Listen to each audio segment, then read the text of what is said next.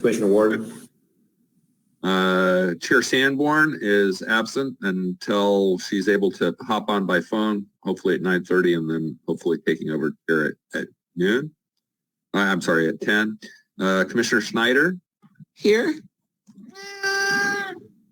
Commissioner Sky.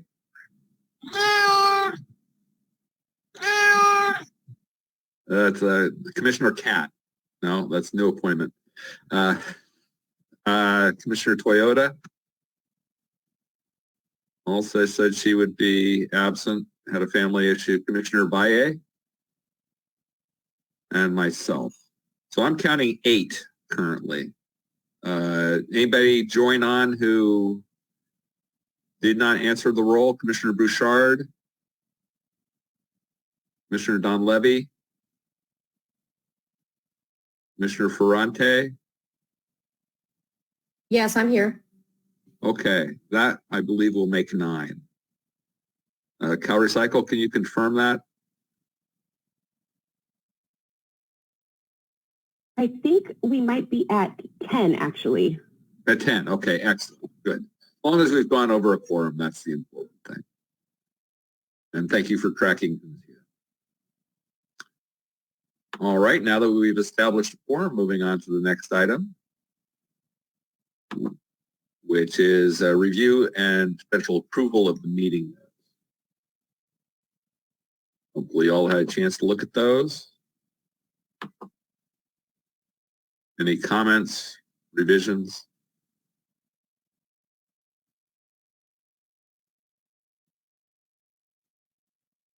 Hearing none.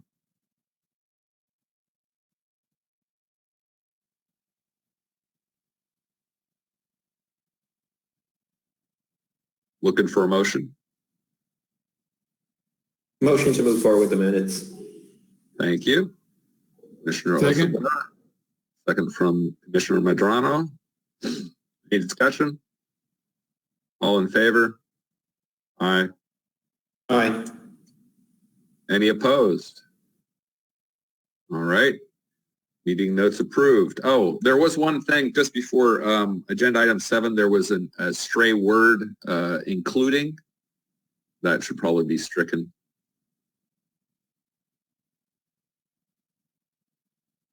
But I don't think it changed the meaning much. All right, moving on to the next item. All right. So public comment review, items not on the agenda. We received a number of comments through the public portal on a policy that we won't be addressing today. So in the interest of time, because we did receive several letters on that, which have also been posted to the meeting folder for today's meeting. But if CalRecycle could read the submittal from Aaron Hall on 11:30, I think that summarizes many of the points that are made in several of the comments. Yeah. Hi, this is Emily from CalRecycle. So let me just pull up that comment.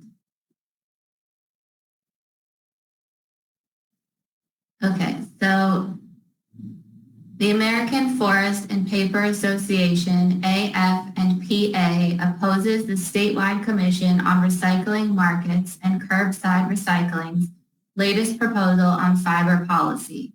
This proposal, 1, replicates and expands on 2021 legislation, AB 416, that was rejected by Governor Newsom due to concerns about unintended consequences of the policy. 2, establishes post-consumer content requirements for tissue products that are not practical from a manufacturing standpoint. 3, establishes post-consumer content requirements for tissue products that would undermine the utility of essential products. 4, creates minimum recycled content mandates that could result in negative economic and environmental consequences. And 5, contradicts the fact that North American forests, including boreal forests, are healthy and sustainable. The paper and wood products industry promotes and practices sustainable forestry because it depends on having sustainable forests and forest growth. AF&PA strongly supports recycling efforts and improved sustainability. And we look forward to further engaging with you on, and that's 150 words. Excellent. Thank you. And I wanted to acknowledge that we did receive several letters, both written form that, like I said, have been uploaded, and then through the public comments portal, we received similar comments from, and I'll just read off the names, from John Hewitt, from the Consumer Brands Association, from Beth Persinski, from Procter & Gamble, from David Marshall, and I'm trying to see what the group he's affiliated with. I'm not immediately seeing that on a glance. Robert Spiegel from the California Manufacturers and Technology Association.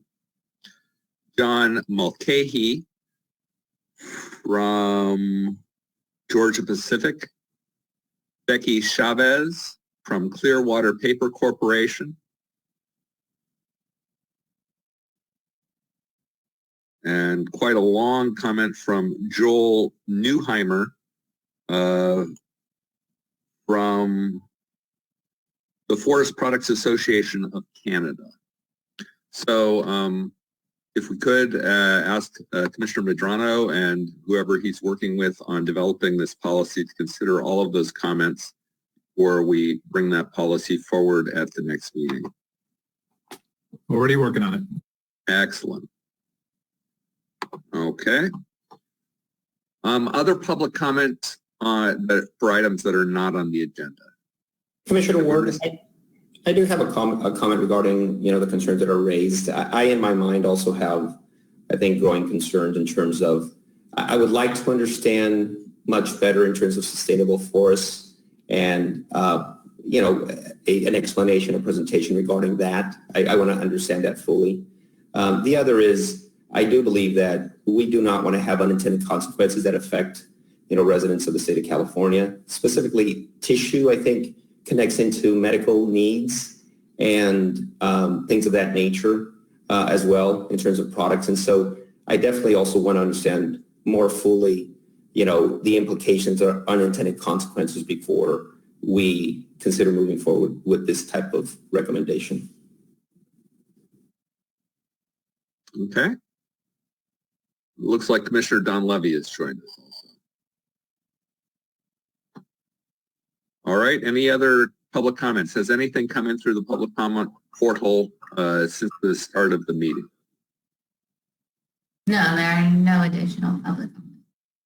All right. Then moving on. We're now on to the discussion with CalRecycle on education and outreach.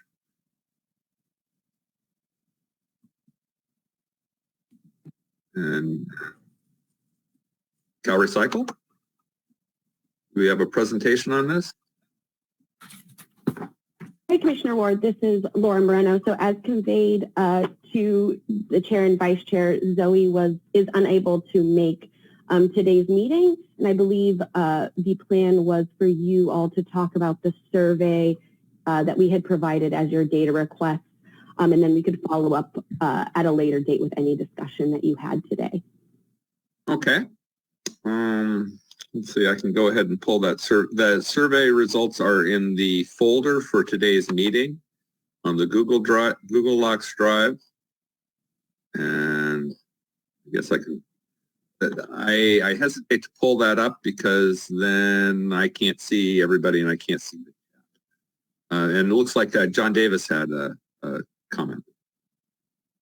Yeah, actually, I do have some comments on this. I wasn't sure how we were going to do this, but I do have some comments. On the previous discussion on the arboreal forest, I would be interested, as Commissioner Medrano's digesting those comments, I'd be interested to have some focus or discussion on minimum content and post-consumer minimum content specifically, because that was raised in some of the public comments. But as to the residential survey results, how do you want to proceed? If I could ask you perhaps to share your screen and to pull up those results, then I can monitor the chat. All right, let me try to, here we go. Are you seeing it? Excellent. Yeah, you could do full screen. Yeah, so I to minimize the amount of time, I jumped into the body of the report. There are you know, the summary at the front has a lot of this information as well. But when I was looking at the demographic categories, let me jump back up. There's one thing that jumped out, and it was the percentage of Hispanic respondents to the survey. I'm concerned because I think the census. Sorry, I'm trying to find that now. The census data shows that California is about 39% Hispanic, and in the survey response, it was 19%. The white or Caucasian number, I think statewide is closer to 36%, but the respondents is 76%. So that, you know, I'd like to have a discussion or learn more about the ability to, or how much confidence we have in the applicability of the data when the responses are that far off of the statewide figures as far as race or ethnicity, and specifically whether the question might have been asked differently than on the census data. There's also, you know, similar kind of concerns about, for example, age. The mean age of the responses, for example, in this one, years in home, the mean age is 60 years, the number of years in the home, 17 years. You know, when we have statewide census data, it would be helpful for me to have a discussion about any deviations from that data and how it might have affected the results. There is one other, yeah, and similar on the income levels. I think actually the income levels may be closer to the statewide medians in distribution of medians. So I now have the chat box in my view. Now I've lost my ability to scroll down. So hang on. Okay.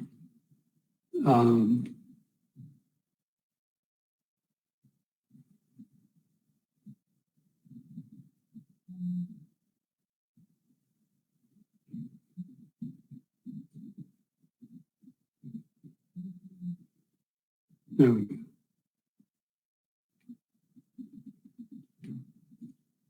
Yeah. No. Sorry. I'm prepared to show mine.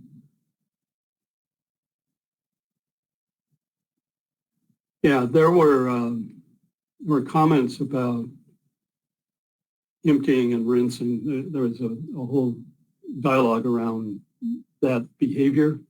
And the narrative is a little confusing because the question was whether people are already emptying and rinsing, willing to empty and rinse, willing to scrape. So there's scraping and there's rinsing.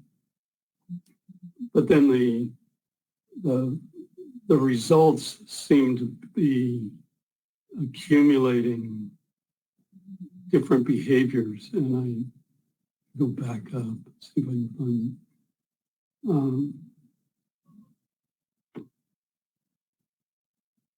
it. Yeah, so the results, this line here says 2/3 of people reported they already empty, rinse, and dry or are willing to do so. But one of the questions, are they willing to empty and rinse?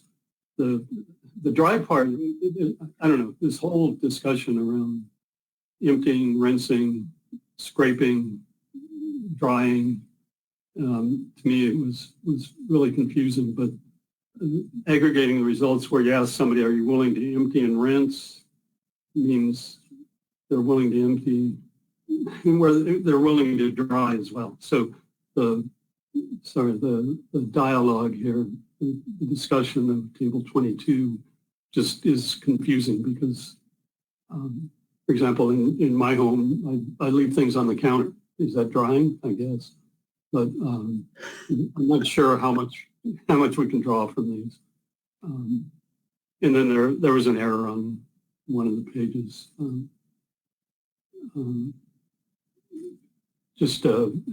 Willing to empty.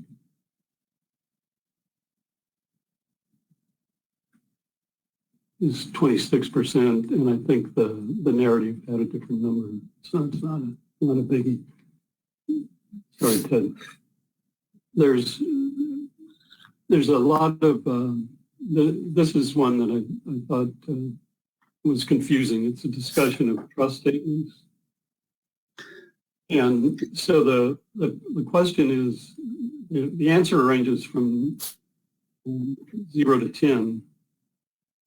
10 meaning you agree. So if you agree that recycling is confusing, you'd give it a high score. But the presentation of the results make it seem like I'm not sure what that score means, what 36.4 means. This is an important question around the trust scale.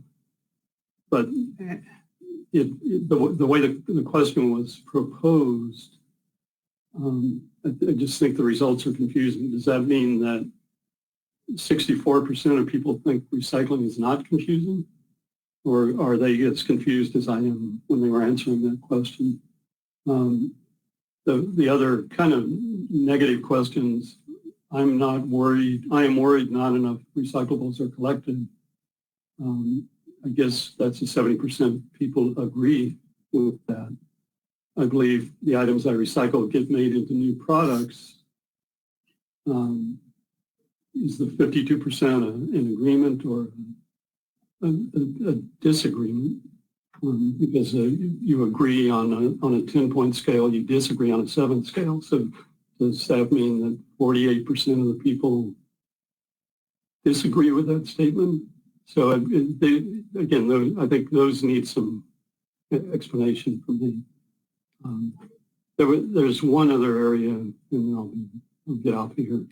And it relates to the earlier, I think, census data discussion.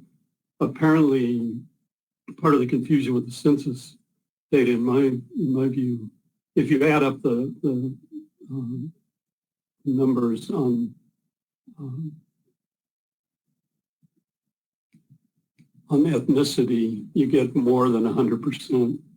And apparently it has to do with Hispanic. Yeah, here's the statement. It says residents who checked Hispanic or Latino only, or Hispanic or Latino, and any other race category were reported in 2 ways, as Hispanic or Latino and separately as white if they did not check another race category, or as Hispanic or Latino and it's multiracial if they checked another race category besides white. It's a confusing explanation to me, but I think it means that Hispanic, if Hispanic respondents checked, said you'd have to go back to the survey, which I won't do now, to look at it. But you could say Hispanic and other, and then if you said other, apparently, and you didn't call it out, apparently it became white. So when you total up percentages, it's more than 100%. And, but nonetheless, I think I don't think you get the 39% Hispanic. by adjusting for that description. But the description up here in the narrative, which is repeated throughout the document, is confusing to me. So, those are the things that jumped out at me. Commissioner Ward. One thing, one behavioral item that I thought was really important. There's a discussion. And I'd have to search for the term, but there's a discussion that suggests that wish cycling is not a common behavior. That people do not put objects in their recycling cart if they don't know that it's recyclable. So I can look for that, but I don't want to take any more of your time. Excellent. Thank you for that review. Commissioner Dell. Right. So these surveys are hard to do. I think we can all appreciate that. And I share a lot of the concerns on demographics that Commissioner Davis raised and some of the other points. But if we step back and take a look at the bigger picture, some key takeaways for me really are that the people are confused. Couple key takeaways are, one, people actually were either recycling the same amount of things or more types of things. And, we've definitely should have seen, I think, a decrease in, we're talking about the types of things in the last couple of years with National Sword and, plastics and other things that should be accepted. So I think there's clear evidence of wish cycling. The other key takeaway for me was that there's clear evidence that the recycling symbol is the chasing arrows are misleading. Hooray, we've got SB 343 in place.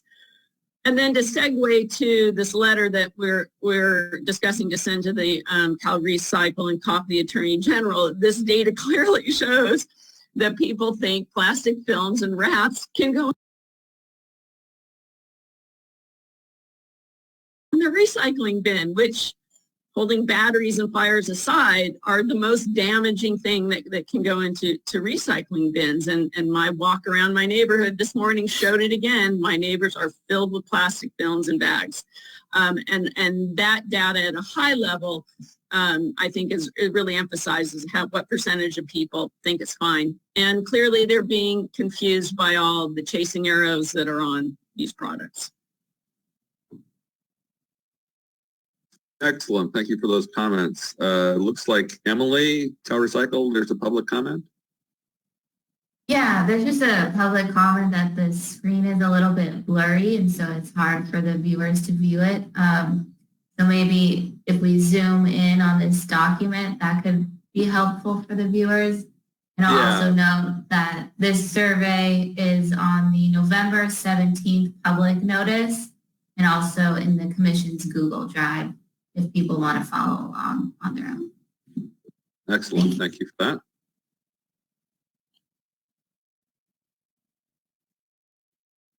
Other discussions about this survey? I'm trying to find the table that maybe Commissioner Dell recalls where it talked about that people rely on the chasing arrows as their primary source. I'm not able to even search the document for the term arrows. What's going on?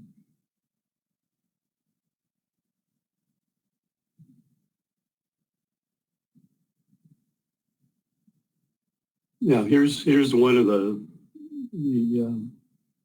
I look for the symbol. If it is one, I assume it is recyclable and goes in the cart. Right.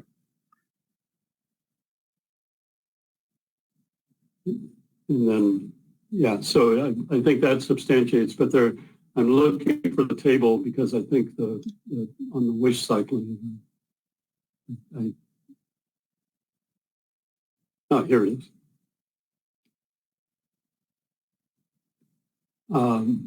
Yeah, to me, so this is frequency distribution of disposal of uncertain items. If they're unsure, check to see if it has a recycling symbol, and if it does, place it in the cart, 39%.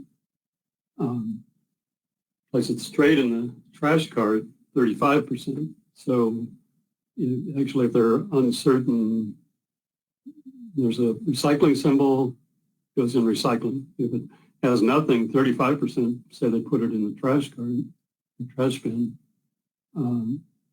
Check on information, 14%, and place it in the recycling bin and assume it will end up in the right place is only 11%. So to me, that's the wish cycling.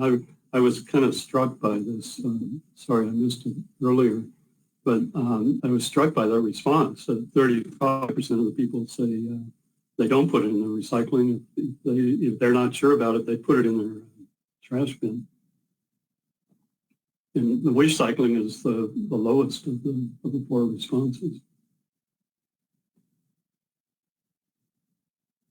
But it does substantiate that the recycling symbol is important. And I think one of the issues we should probably discuss is how this survey relates to the new state legislation to 343, and how they're going to roll out a statewide survey absent a much clearer use of the recycling symbol.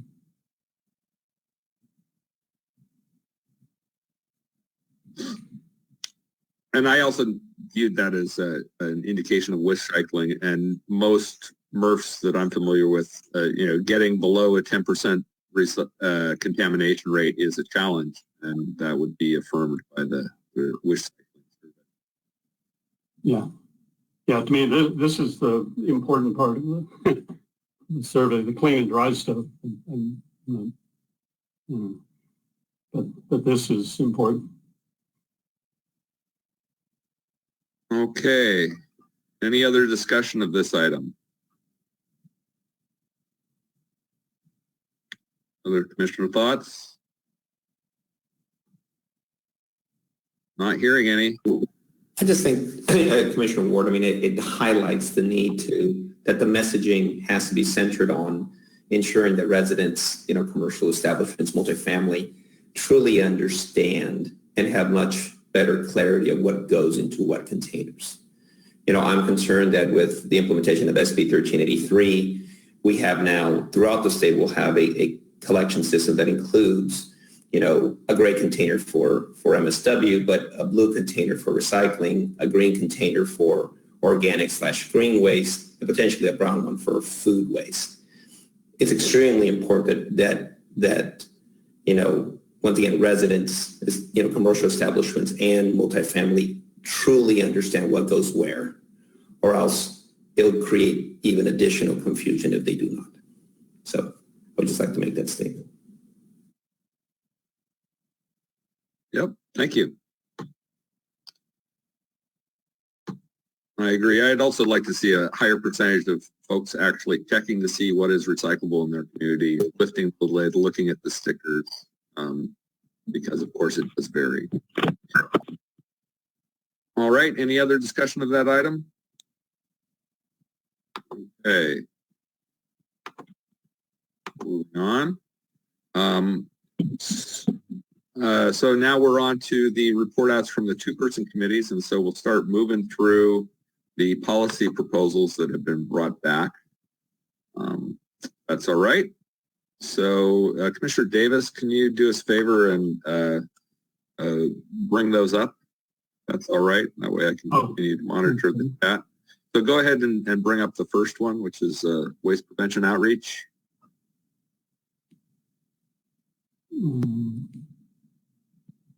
Yeah, I am Very good. working on it.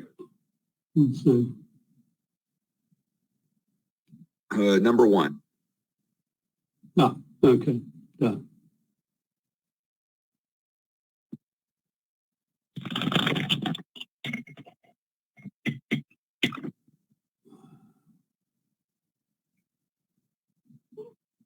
Oh boy.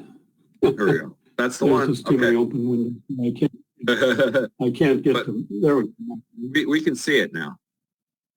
So that's good. Just a little more zoom on it would help. So I need to, I'm trying to maximize the screen. Sure. Zoom it. The maximized window is blocked by the controls. Oh, okay. So this was the policy that was brought forth last meeting to discuss different ways that CalRecycle can use their outreach, particularly their outreach focus on preventing contamination, that some of those outreach resources should be directed to the manufacturers and producers of products to clarify what is recyclable, what is compostable, what is a contaminant, and then also have more emphasis on education and outreach to foster development of waste prevention businesses through local government programs. Those two different thrusts of this overall proposal that CalRecycle use their outreach resources to prevent contamination and reduce waste. Do we have any commissioner comment? Oh, excellent. Now we can see approval. Thank you, Mr. Davis. I guess we'll start with Emily. There was a comment from the public regarding plastic bag recycling. Yes.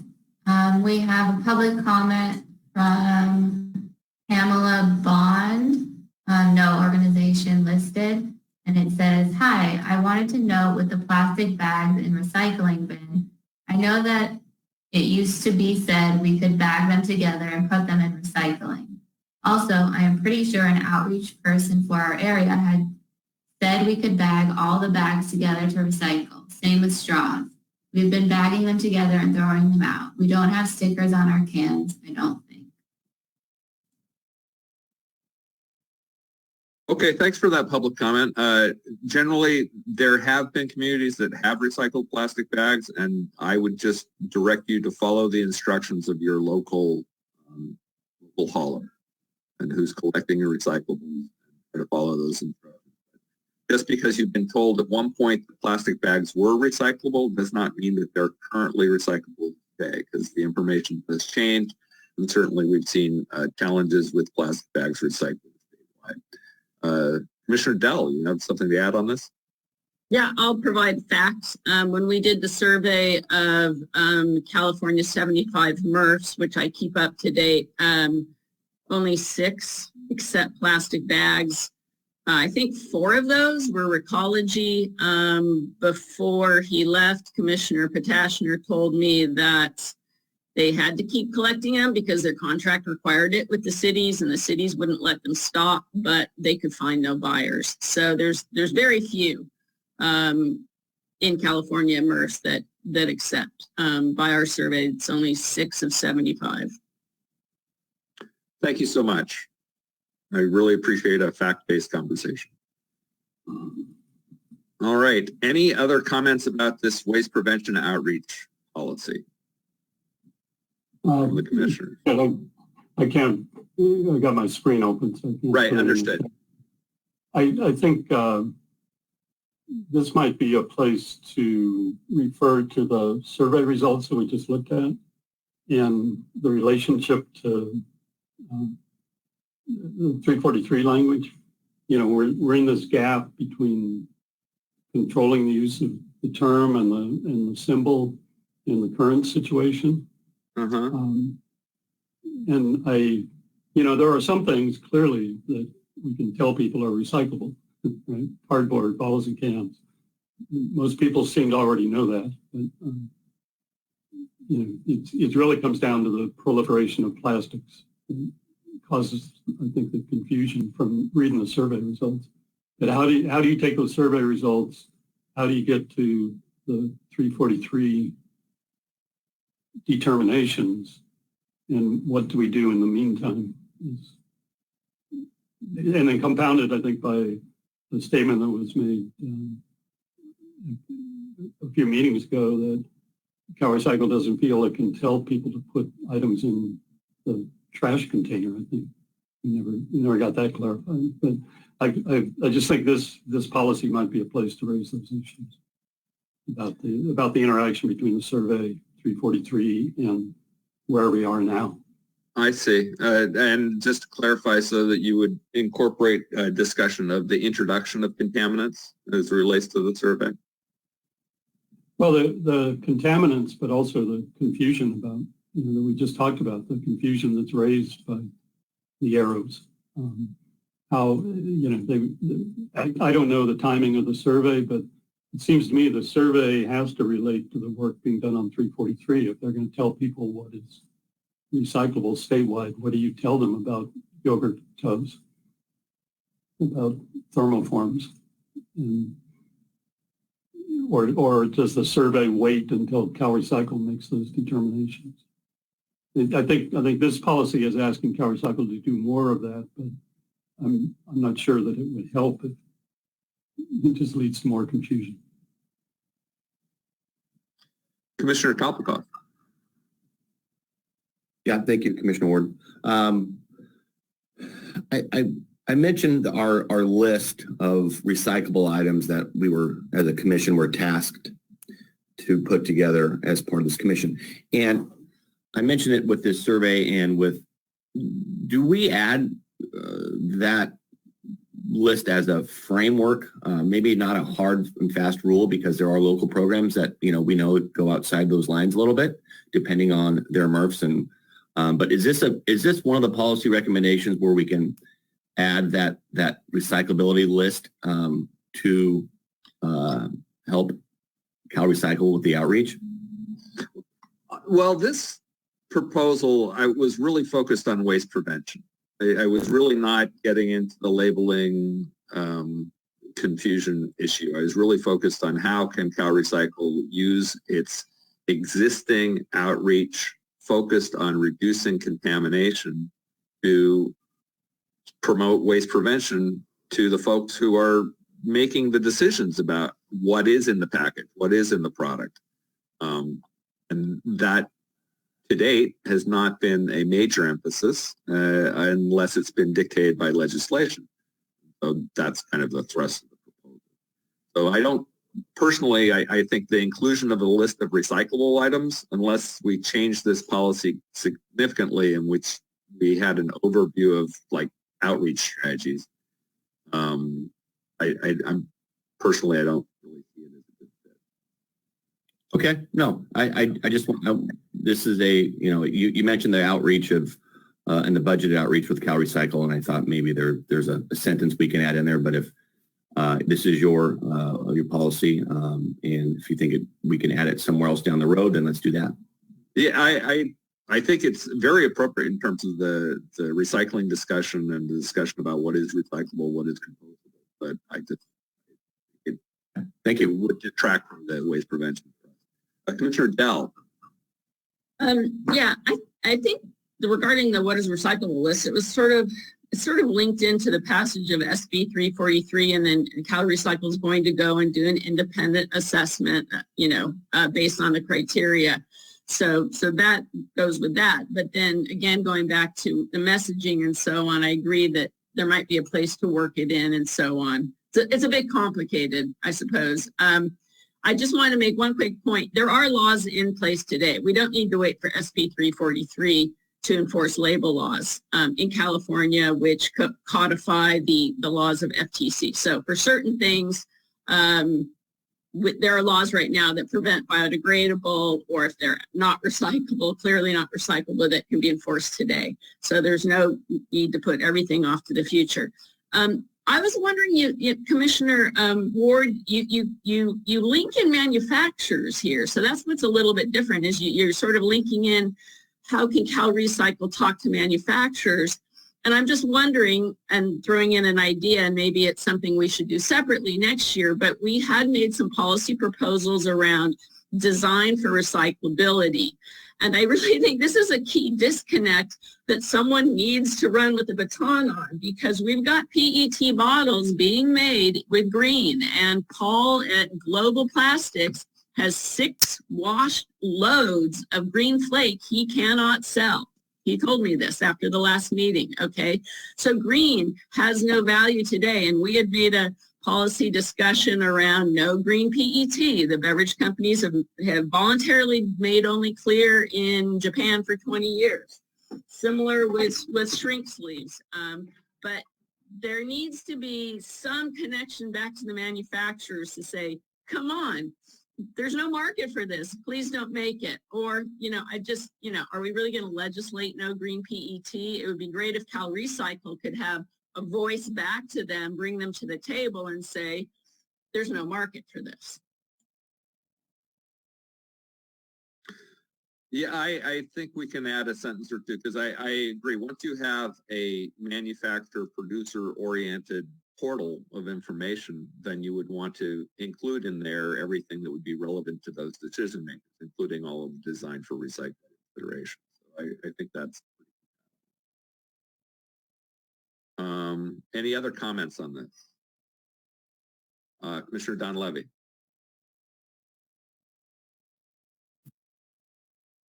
Yes, thank you. I appreciate the comments Commissioner Kopelkoff and Commissioner Dell made. Yes, I wish CalRecycle would incorporate the list that we've proposed and really start talking to the local jurisdictions on any progress they've made to reset their programs, to truly identify the items that their collector and their recycler are actually recycling and promote those. And then if the public asks, what about plastic bags? Be honest with them and let them know that there's very limited markets for those material.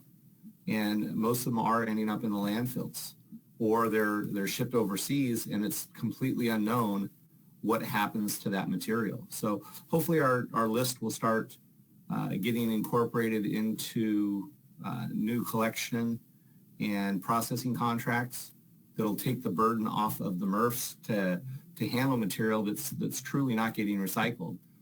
And to Commissioner Dell's point with the green PET, that is a concern. Not looking at bans on material, but green PET is very challenging. And one of the things that we're seeing in the marketplace today with the run-up in oil prices and the cost of natural HDPE, I think all the MRFs have seen a significant increase in value in the last couple months of the natural HDPE, which are typically milk bottles, water bottles. They're unpigmented. That plastic could be used for a lot of things. But the value of that is much higher than PET. And what we're seeing in the marketplace is producers are starting to move from using HDPE for their bottles to pigmented PET containers. So we're seeing a lot of detergent bottles that are green or yellow or orange.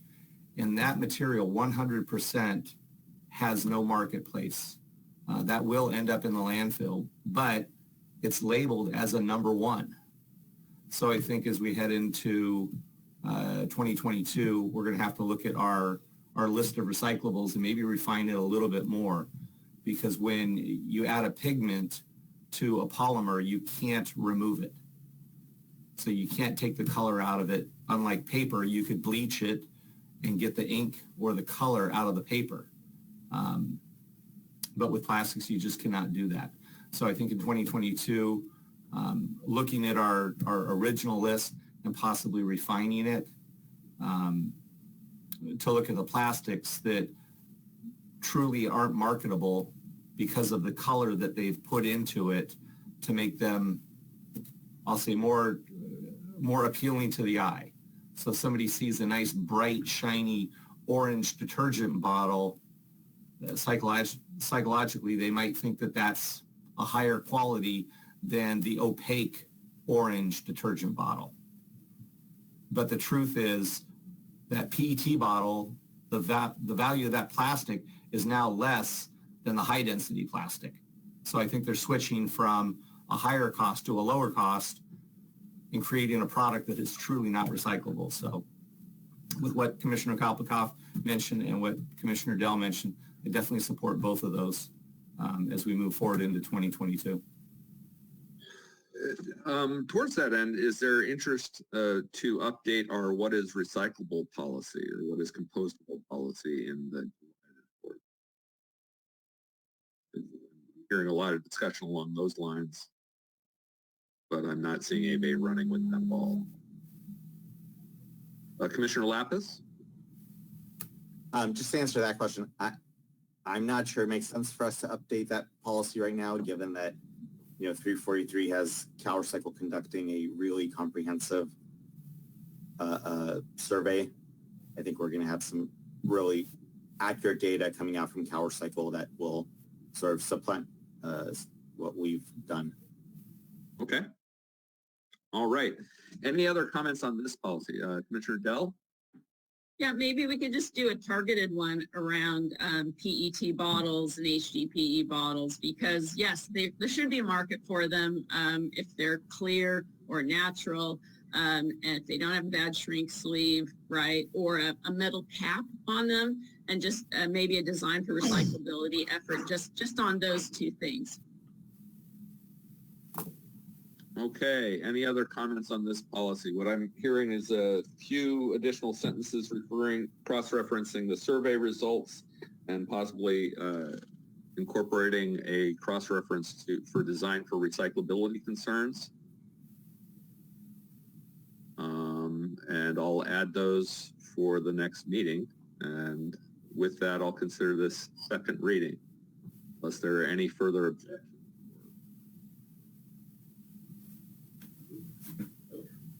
Okay, moving on to the next item. Let's see. So number 2 is, and if it's all right, I'll ask Commissioner Dell if this is going to be okay. But Commissioner Sanborn had verbally expressed some concerns about putting her name on this letter, and since she is the one to sign it, I think it would be best if we could defer this discussion until she's part of the meeting. Would that be okay? All right. Okay, so moving on to item number 3 then. Number 3 is the revised propane policy. And essentially, as we've discussed the last time, this is a second reading on this, but essentially we're suggesting that because there are less hazardous, less flammable or explosive containers, that these should just be banned. So kind of a simple recommendation. Any comments?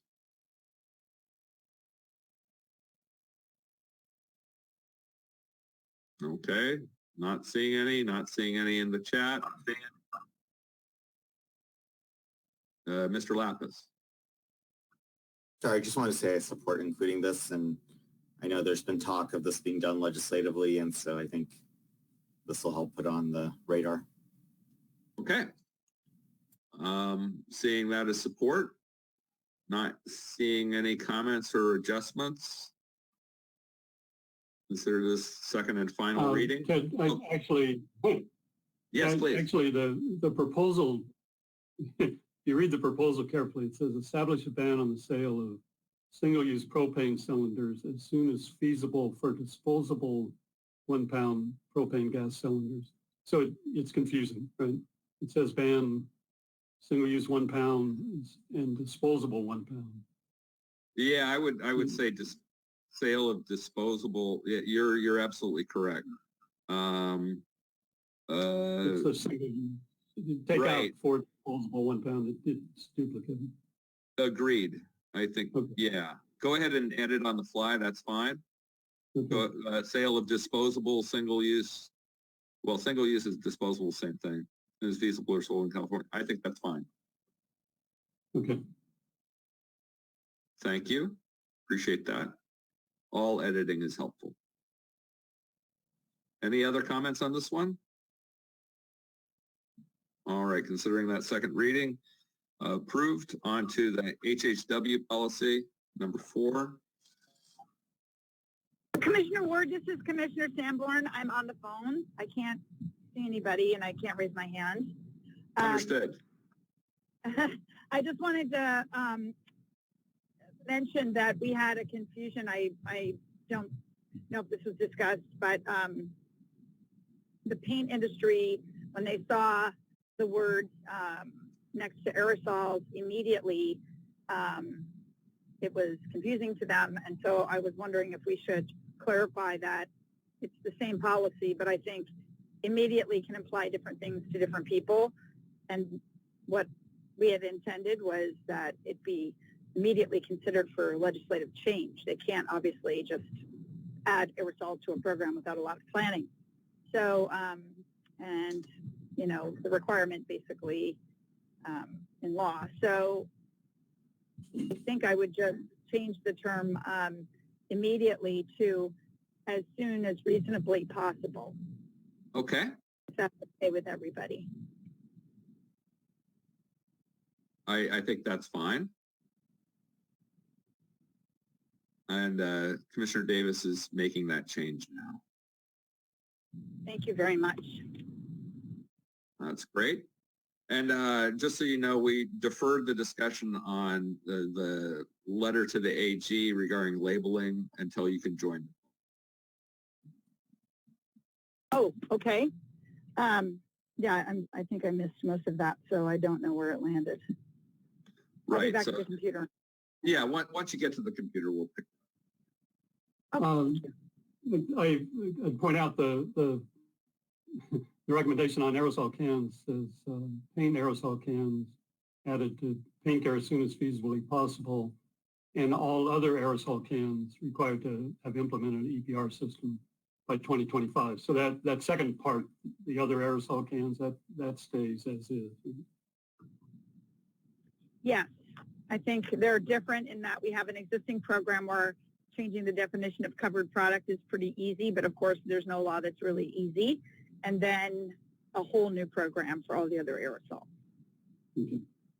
Yeah. All right. Any other comments on this policy proposal? The aerosol cans was one of the major changes. And it does allude to both the projectile explosive marine flares and the propane container. And I think the fluorescent lamps as well. Mr. Davis, can you scroll on that? Because the LEDs are on the market and mercury containing lighting is no longer really necessary, nor the most efficient. Yeah, it's in this kind of catch-all item 6. Some products are toxic and unnecessary. Yeah, it's there. Thank you. Okay, any other comments on this one? All right, considering that, finalize this second reading. Now on to the right to repair. And Commissioner Davis, would it be helpful for me to share the screen and me to walk it through as you're talking about it? No, I don't know. Do we make changes to this? I don't think we did. I not since the last meeting. Yeah, so this is second reading. Second reading. Just right. We may have. Oh, we did add something because right on the day of our meeting, Apple announced their self-service repair program, which will allow customers who are comfortable with completing their own repairs access to Apple's genuine parts and tools. That's from Apple's press release. And then we quoted Kyle Wins, who responded that all the reasons not to pass right to repair have sort of been negated by this announcement. Apple saying consumers can make repairs safely if they have the right information. So it's, it was just a timely reinforcement that now's the time. Even Apple has come around, Microsoft's come around. So just a reinforcement, I think, to what we had. Excellent. Mm-hmm. Any other input on this policy?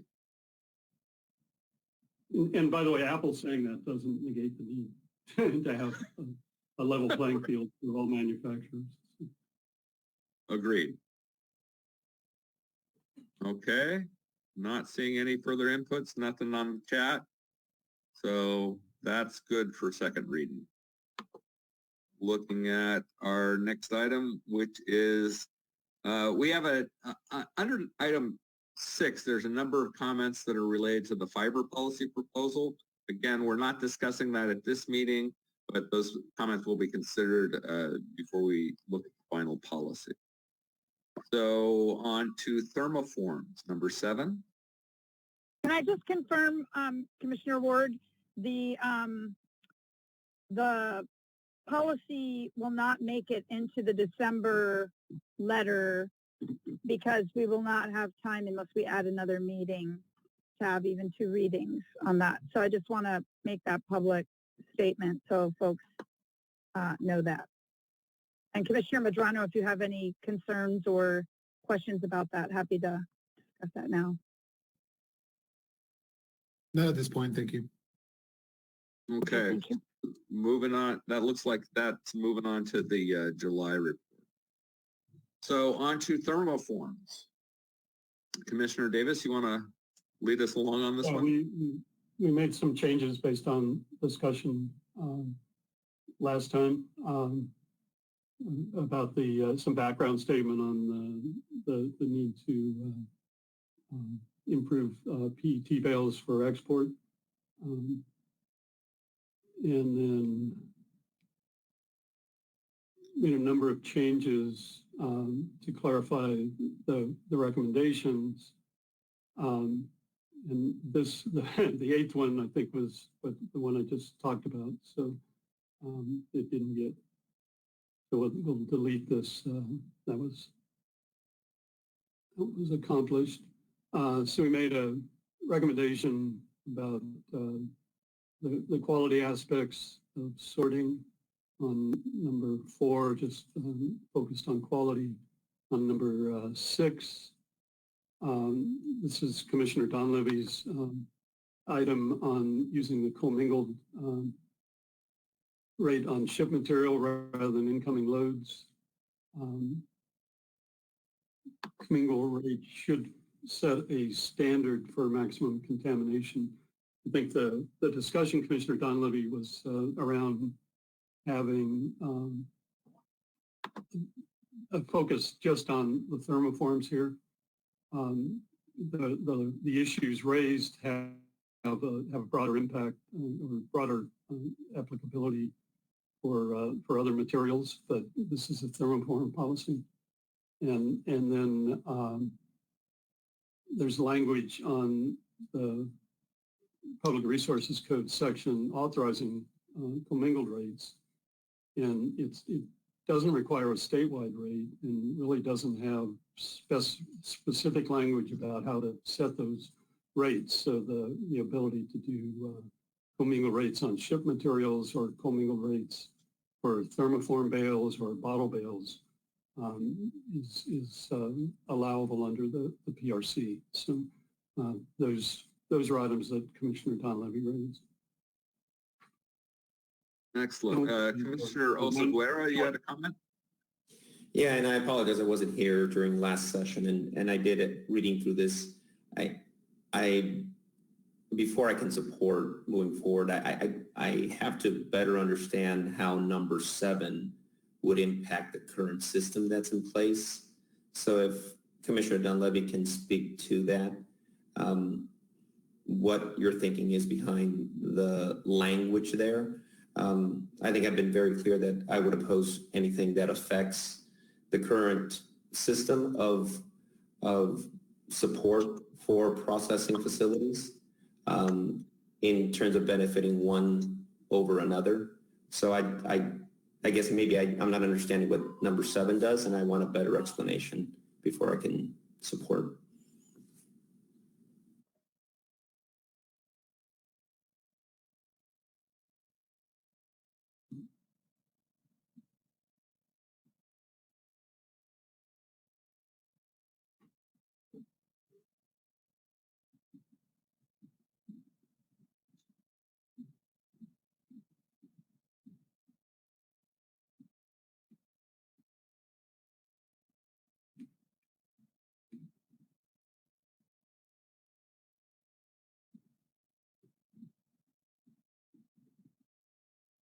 Did I lose everyone? I don't know if that came through.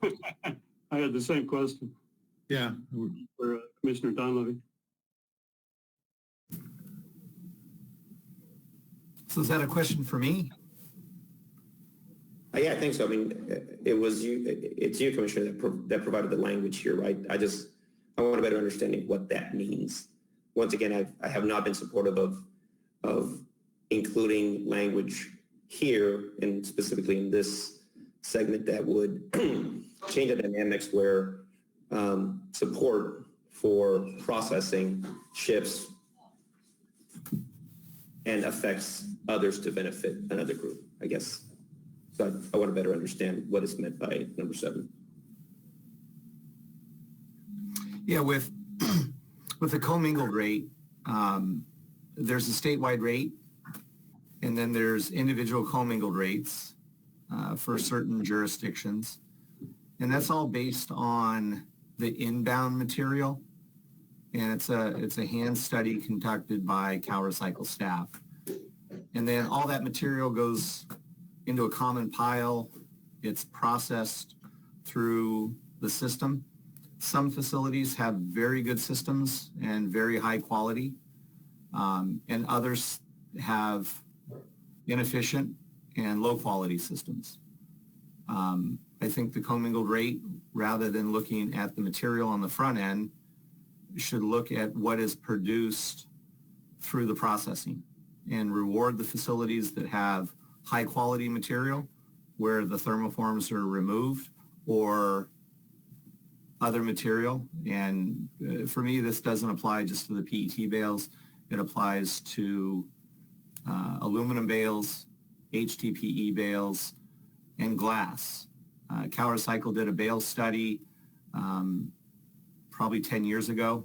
And at that time, they estimated that the fund was paying over $10 million a year for contamination on the back end.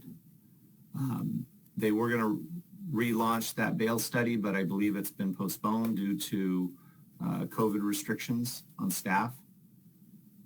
But I think to support quality for all products and to reward the facilities with high quality, CalRecycle should look at facility commingled rates rather than jurisdiction-based commingled rates or a statewide rate. So it'll help some facilities, and other facilities, hopefully it would encourage them to improve their quality. And so reward to you means what in your mind would be the impact here? Yeah, paying them what they're deserved, because I know of facilities that have, as an example, PET right now, I think the statewide rate for curbside programs is 60% of the weight that is shipped. And I know facilities that have 80% CRV, but they're only being paid 60%. And then I know of other facilities that have only 40% CRV in their material and a high contamination rate, yet they're being paid at the statewide rate of 60%. So you have some facilities that are doing a great job that are being underpaid, and you have other facilities that are not doing a very good job and they're being overpaid. I guess for me, CalRecycle acknowledges that their bale study that paying for contamination exceeded $10 million. And that was 10 years ago, before a lot of facilities had done retrofits and installed new technologies and new optical sorters. I guess for me, it's, words like reward are pretty broad, and paid what they deserve is also, I think, very broad terms, can be interpreted in many ways. I definitely would like to see examples under number 7 that would show if we want to use the terminology of best practice, SMRF has X, and show how the intent of this language would apply to that facility, and a facility that doesn't have as sophisticated of infrastructure is Y, so that I can make a better determination of whether I support number 7. I definitely would like to see some kind of examples showing the math. Well, I thought the two examples, if a facility has 80% CRV, should they be paid more than the statewide rate? And the follow-up question is, if a facility only has 40% CRV in the bale, should they be paid just 40%? Or do you support paying both of them 60% at a statewide rate? I guess for me, whether answering the question of whether I support it, I think I want to understand it better. And I want the constituents throughout the state of California to understand what we're trying to accomplish here, so they also understand what they need to do. Okay, so the statewide rate is paying, and we're talking about PET bales, is paying curbside programs 60% of the CRV and processing payments for the weight of the material shipped. But there's facilities that are producing a higher quality bale that has 80% CRV in it. And you have others that have only 40% CRV in it. Should they be paid the statewide rate, or should they be paid for the quality or the lack thereof and set a facility rate? So the facilities that have a higher quality get paid the fair value for their material, and the facilities that have the lower quality do not get paid a premium because of the statewide rate. Commissioner Ferrante. Thanks. Yeah, well, one, I agree with Alex generally about avoiding using words like reward when these facilities are acting under the law as it is now, under the regulations.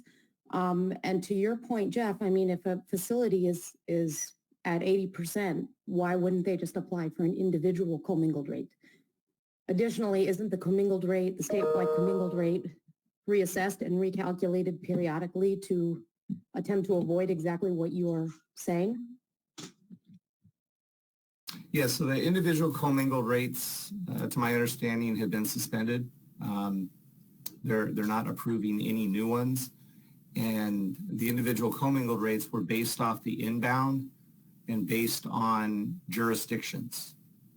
Yet that material goes into the same pile.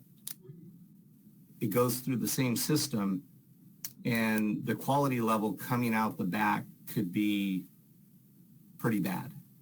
So there's no longer any individual commingled rates for jurisdictions. And to support what you're saying is I'm recommending we make changes to the commingled rate from a statewide rate based on the inbound of the material to individual facility rates based on the product sold. And I think that would complement what Commissioner Davis is trying to do here with thermoforms, but it would also roll to glass, aluminum, and HDPE. So you pay the facilities based on the quality of their material shipped, not based on the commingled rate today that's based on individual jurisdictions and how the material is delivered to them, even though it could be downgraded through the processing. Commissioner Davis, since you were one of the authors of this, I'm wondering, is this something that you're embracing?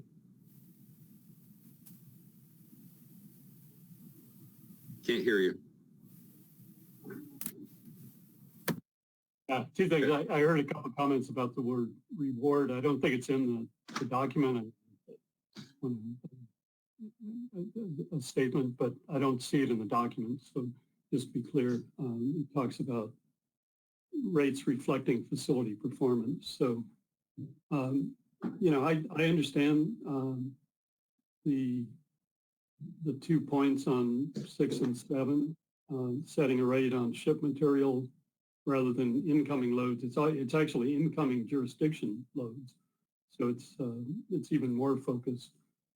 There are commingled rates that were last approved, I guess, in 2012 that are individual commingled rates that are still in force today, but you can't change those, you can't add to them. So I think this started out with, you really should start doing individual commingled rates again. That was part of the initial recommendations.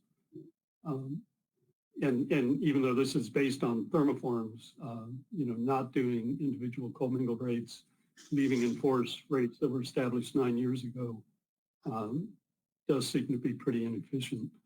I would say generally supportive of what Commissioner Donlevy proposed. I think what gets shipped to me is what gets recovered.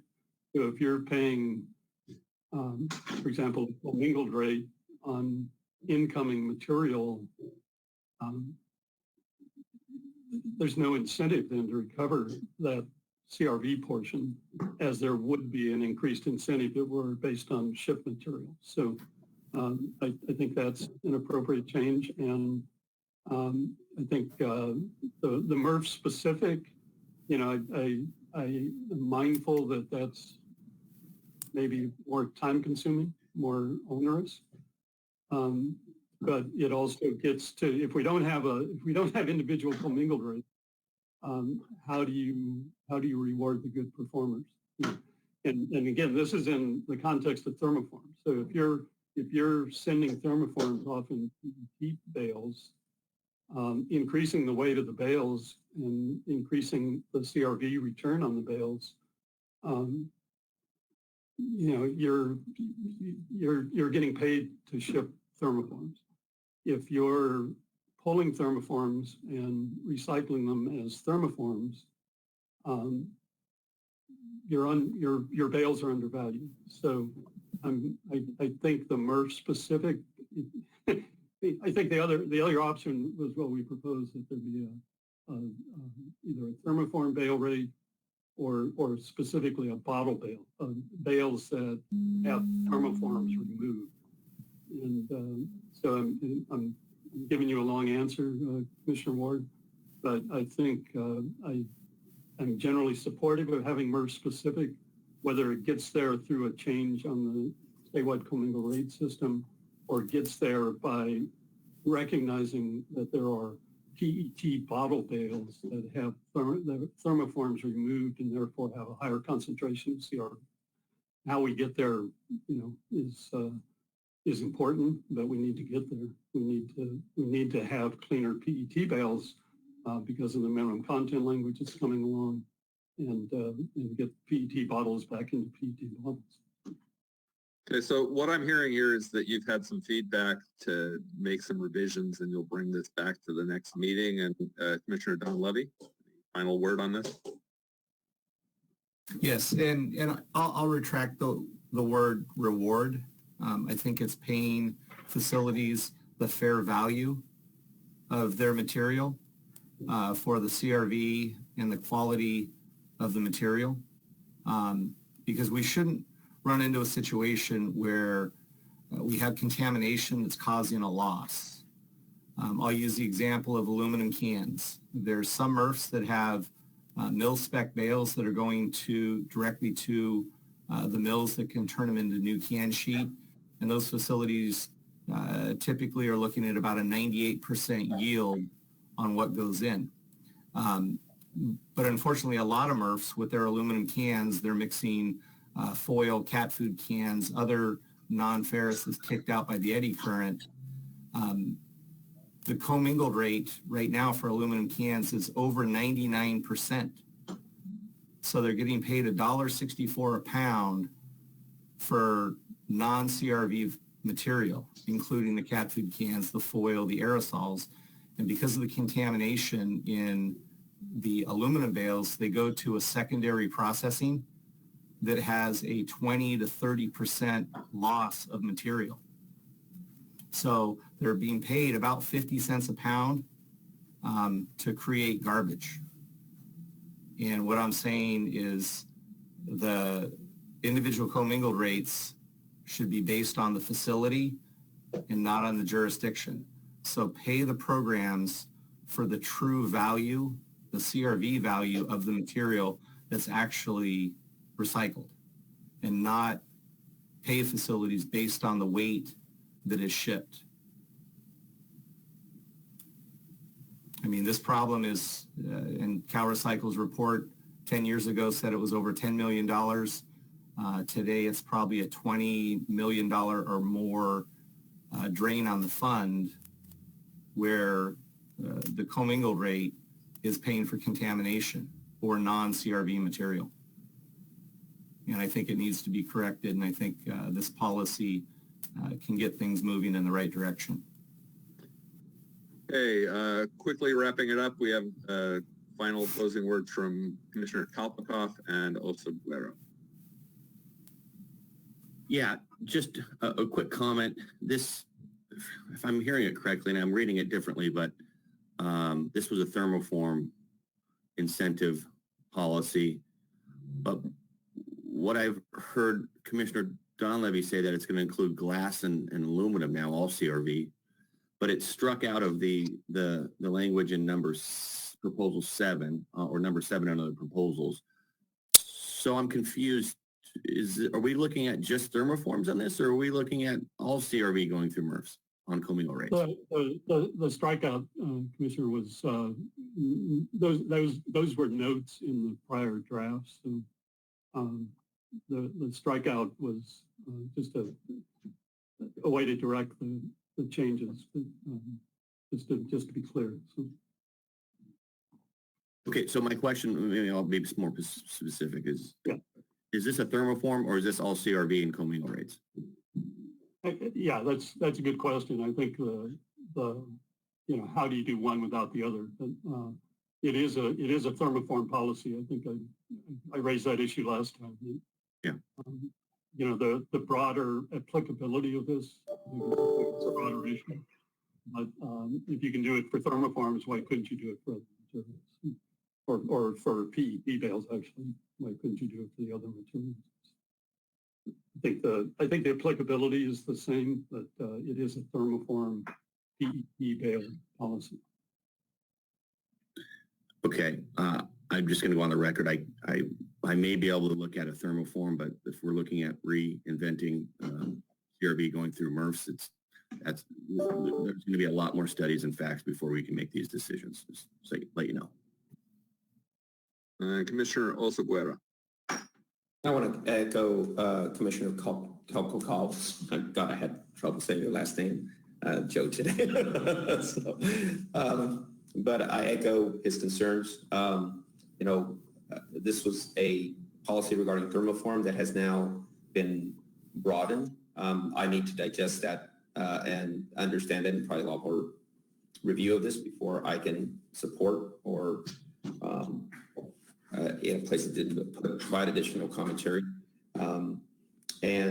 I appreciate the explanations by Commissioner Donlevy and Commissioner Davis in terms of what their intent was with the language. Also gives me time to digest that information. But definitely, I do want to understand whether this is a thermoform bill or recommendation, and if it's all inclusive, then there's a need for a lot more discussion. All right, thank you. And with that, I'd like to acknowledge that Commissioner Bouchard and Commissioner Sky and Commissioner Sanborn have all joined us now. And I am relinquishing the chair, passing it back to Chair Sanborn. And we've now covered items 1 through 7, excepting item number 2. We're waiting for you to participate in that discussion. So handing it over to you, discussing item number 2. Thank you so much, Commissioner Ward, for chairing the meeting. You did great and really appreciate your help. So we'll go back to the bottle bill update letter. I did not, unfortunately, hear the discussion. Neither did several of the commissioners that just joined. So is there a summary that maybe you could provide of what changes or issues were discussed under that? Was it the bottle bill letter or the enforcement letter? No, it's the enforcement letter. Gotcha. Okay.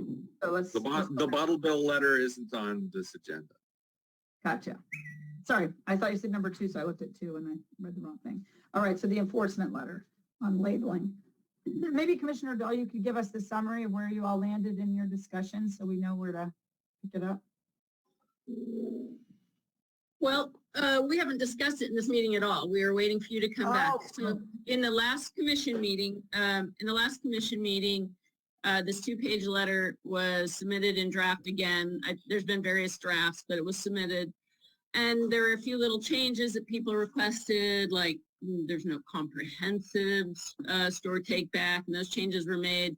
And then Commissioner Valle and I agreed to just tighten this up, make those little changes, and then I would complete the appendix. And so now we have revised the letter. It's really down to 2 pages. Our intent is really to keep the letter very tight and then attach an appendix with examples. And when we have time, I'd love to be able to share with the commission what I've found in doing a comprehensive survey of plastic bags and films that are being sold in California today. And the fact that Target actually imports their bags from France, so I guess we can call them Target. So recycled content, Target bags are coming from France. CVS is coming from Germany. It's not our recycled plastic waste, it's coming from Germany. Aldi is Germany, and more than I have found out. But where we are on this is now to have the final read through. But to be clear, I just want to, Commissioner Ward said this is a letter to the state AG. No. We decided in the last meeting that this is a letter to Cal Recycle because the commission reports to Cal Recycle, and that we would copy the state AG and also the state legislature. And based on what Cal Recycle has told us in previous meetings, it is the state AG who is responsible for enforcement, not Cal Recycle on labeling. And so we would be making a recommendation to Cal Recycle, but merely copying the state AG for their information. Great. So there's been no discussion or going through this line by line, for example, so far. So maybe we should start at the top and see if, and I want to thank you for addressing this per the discussion to Cal Recycle and then CCing the AG and the state legislature. That I'm very comfortable signing in concept. So once we get through this and we can agree on the language, I have one comment on the second paragraph, unless somebody wants to start with the first paragraph, and we'll take, Emily, the public comment on the HHW policy after we finish this, please. So is there any comments on the first paragraph? And if not, I'll raise my comment on the second paragraph. It lists there is not a comprehensive store take back. Let me see, where is it? Oh, did I have the wrong copy? No, let's see. There is not, yeah, in the third sentence, there is not a comprehensive store take back system for plastic bags or film in California because, and there's 2 reasons. It is 1, not required by law, and 2, mixed post-consumer plastic film waste has few to no buyers, so there is no reason for stores to voluntarily collect it. If we're going to list the reasons that we don't have a store take back, I would offer there is a third reason. It could be done voluntarily by the producers to incentivize retailers to collect these bags. There's other options than just mandates. And these I have raised directly with some of the companies actually on a call as recently as of yesterday. But there's not enough reason right now for the retailers to do it, whether it's voluntary reasons and incentives that somebody gives them, or to take up store space and have to deal with all the bags and, you know, the cost benefit analysis they go through, you know, versus the mandate. So so I would suggest there's maybe 3 things that could be done here to get a more, and Commissioner Dell? I don't think it's appropriate to start trying to input EPR solutions into this, right? If you're more comfortable of just saying there isn't a comprehensive store take back system, period, and put no reasons, I'm fine with that. Okay. But I don't believe that this letter is about labels. Currently under existing law, all these labels, in my opinion, based on legal counsel, aren't legal, and they're definitely confusing consumers. You may have not have heard, we had a discussion about the Cal Recycle survey, and it showed 29% of Californians think plastic film bags can go, from bread bags can go in a recycle bin.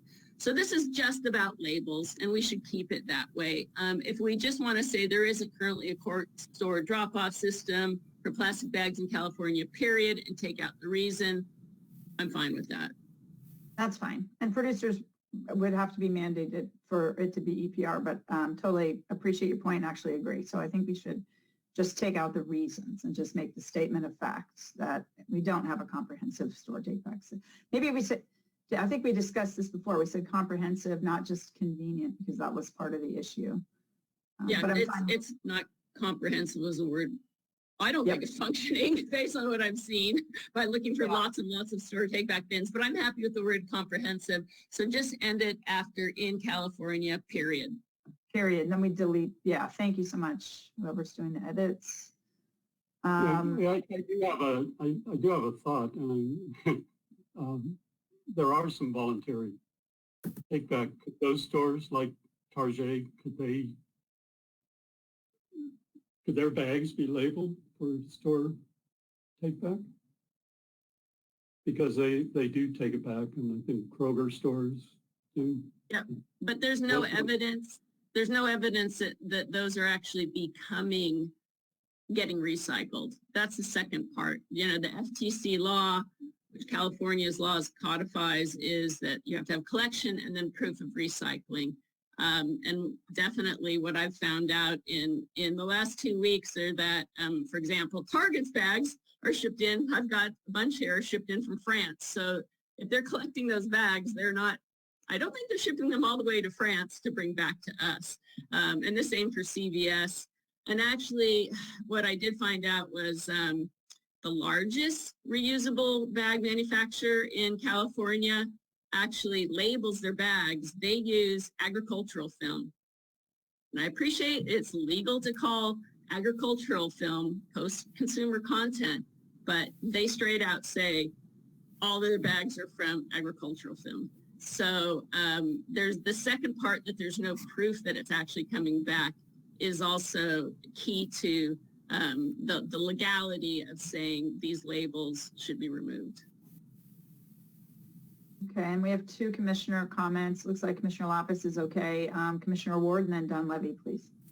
Yeah, I just wanted to acknowledge that the previous store take back system for plastic bags to me was never very effective. It doesn't really address the marketing challenges, and I do think that we need to avoid what I would call cosmetic collection, in which a company decides they have a certain plastic resin that is really working for them in terms of service delivery, but back end they don't care. They just want to make people feel good about it, so they'll put up a collection bin and they'll put it in the trash anyway, but they're creating the image that this material is recyclable, and that's an incorrect image. I'm against cosmetic collection to make people think things are recyclable. Okay, Commissioner Dunleavy. Yes, thank you. Commissioner Ward, you always come up with creative ways to describe things, and the cosmetic collection, I think, is appropriate to a lot of the in-store take-back programs, because the ones that I've seen are highly, highly contaminated, and I question, but I don't know if that material is actually being sorted. I would definitely want to avoid what Commissioner Dell is kind of referencing as a bait and switch, where the material is collected at the store, backhauled to the distribution center, and then the distribution center that is collecting clean shrink wrap from their pallets is selling that and claiming that that's part of the in-store take-back, where the in-store take-back material, if it's so contaminated, it ends up getting landfilled. You look at in-store collection programs where it has recycle, compost, and landfill. I don't see how any of that gets recycled because the contamination levels are so high. So I like the direction this letter is heading because claiming plastic bags are recycled, I'm not sure that's happening these days. So putting a label on it, even in-store take-back, could be misleading and not actually happening. So I don't think it should be allowed. Thank you. And I can share that I was in a meeting yesterday with some of these companies, and we were talking about this very issue. And we couldn't get data on what had happened with the previous bag mandates. There was no summary of how many stores collected, how clean the material was, how much percentage-wise got to market. We literally have almost no data from an existing program that was statewide with a mandate on retailers, which put a lot of burden on the retailer, which I find disturbing. If we're going to impose that kind of rule on the retailers, we should at least be collecting data and understand what we got for that program and whether it's worthwhile to do again or what the costs were and the benefits were. So I would put it out to anyone listening from the film bag manufacturers and others. If you have any data, please share it with the commission. We would greatly appreciate it. Okay, so if we're okay with that second paragraph now, is there anybody who has any other comments on the second paragraph? Then we can go to the third. Looks like we changed thicker reusable bags there. Are there any other comments on this paragraph? I don't see any. We can scroll down and common label errors. Any comments or questions on that paragraph? Or under this section on common labeling errors with 1, 2, and 3. I don't see any hands. So I'll just open it up. Does anybody have any other concerns or suggested changes to this letter? I do see some now. Commissioner Medrano and then Commissioner Lapis.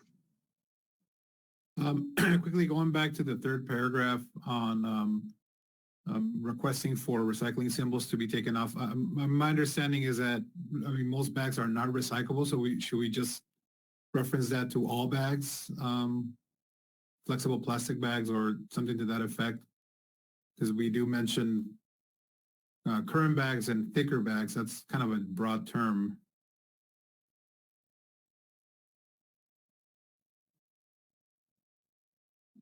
Yeah, that simplifies it. Plastic bags and films. That would just simplify plastic bags and films. Here, on the first line, is that what you? It would be remove the recycle symbol from set of single use and thicker, just plastic bags and plastic films.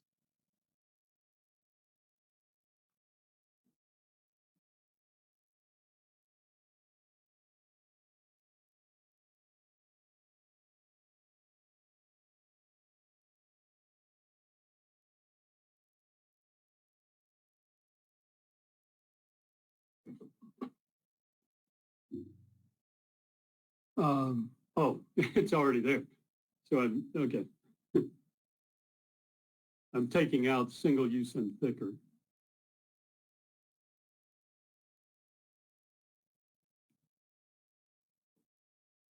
Reusable, so it says single, it says remove symbol from reusable bags and plastic films. Okay. Just plastic bags and plastic films. You can delete reusable. Take out reusable. Okay. And add the word plastic.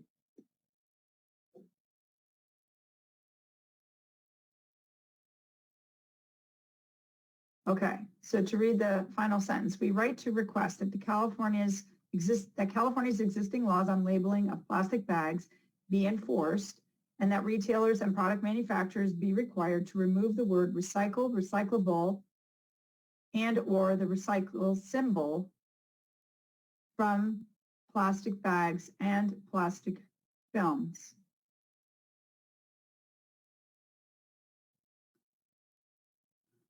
Okay, looks like we've got that. Commissioner Medrano, or you got that, and then Commissioner Lapis? A couple quick things. One is just a weird grammatical thing. I know a lot of people call it the recycle symbol. I've always called it the recycling symbol. Something about recycle symbol just always kind of grates on my ears, but I don't know if it's... You're not alone. I have the same issue. But people do refer to it as that, so I'm not sure it's super clear cut. Just curious what other people think. And then more broadly, Jan, just want to thank you for taking everyone's input. And I feel like the content is something that any of us could defend. And I don't think there are any statements in there that are, exaggerations or are unsupported by tons of evidence. And so I really like how tight this letter has gotten since the last version. So thank you, Jan. I didn't know that we should say recycling symbol, so I'll change that. Moving. Sorry to grate on your ears. No, and I it's actually, I'm kind of asking the rest of the group because I honestly don't know what the right term is. I personally say recycling because it just sounds better to me. Everybody okay if we commonly refer to it as the recycling symbol from here on out and be consistent? Yeah, okay. We're good. We're good. Got a name. Okay, so we'll add that in. I call it a Mobius, but that probably wouldn't fly. Okay. I'll just chime in real quick. I've heard the Mobius symbol, but I've also heard it as the APC symbol, the American Plastic Council symbol. There might be a trademark on it. Yeah. Do you have a trademark on it? There might be.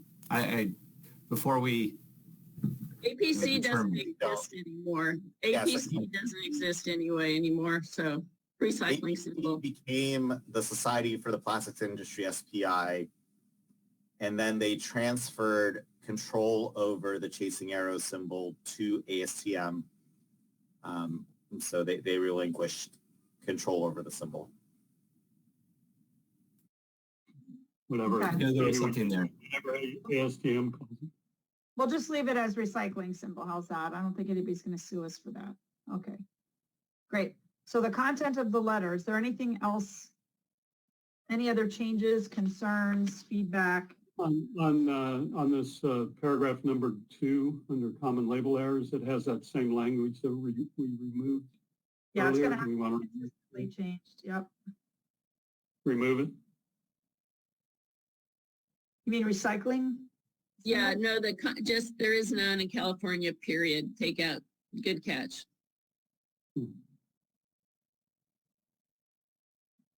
Oh, good. Yeah.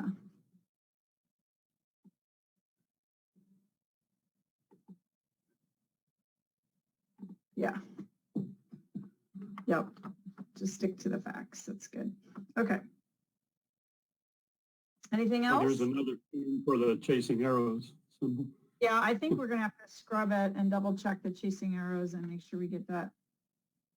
Well, if Nick's correct about ASTM, maybe we find what they call it and use that. We've called it in the law, I think, the Chasing Arrows. I think it commonly is discussed as the Chasing Arrows. The FTC calls it Chasing Arrows. Yeah. I think we're okay with that. Okay. Well, I would say, unless there's any other conversation or public comment on this, with the track changes, what we'll do is just, for the next meeting, accept them and give everybody one more chance to just make sure we got this really tight, because this is going to be a very big letter from the commission. And, you know, if there's any other feedback from stakeholders, we'd like to hear it as soon as possible on this letter, because we plan on sending it as is with the changes we just made as soon as we get through the next meeting is what I would propose. But Commissioner Dell? I propose we send it now. Honestly, that's another 2 weeks. It'll be right before the holidays. It'll get lost. We reviewed it. In the last meeting, we said we'd do this. We'd make a couple little changes. We stacked hands. We made the changes. And plastic bags are going right now into the bins, causing contamination. And I think we've stacked hands. We all agreed the last time we made little changes. Commissioner Lapis agreed that it's a tight letter and there's no extraneous statements. So I think there's no time like the present to move this forward. Okay, is everybody comfortable with that? Commissioner Dunleavy? Yeah, I would support that. We talked about it at the last meeting. We've made our minor modifications to this letter. I think if we open it up to the next meeting with additional comments, it could require that we bring it back to another meeting in January. I think we've done good work on this, and I think we can move forward with it. with the changes made today. Okay, well, then my only concern is we're missing the vice chair and his signatures on here.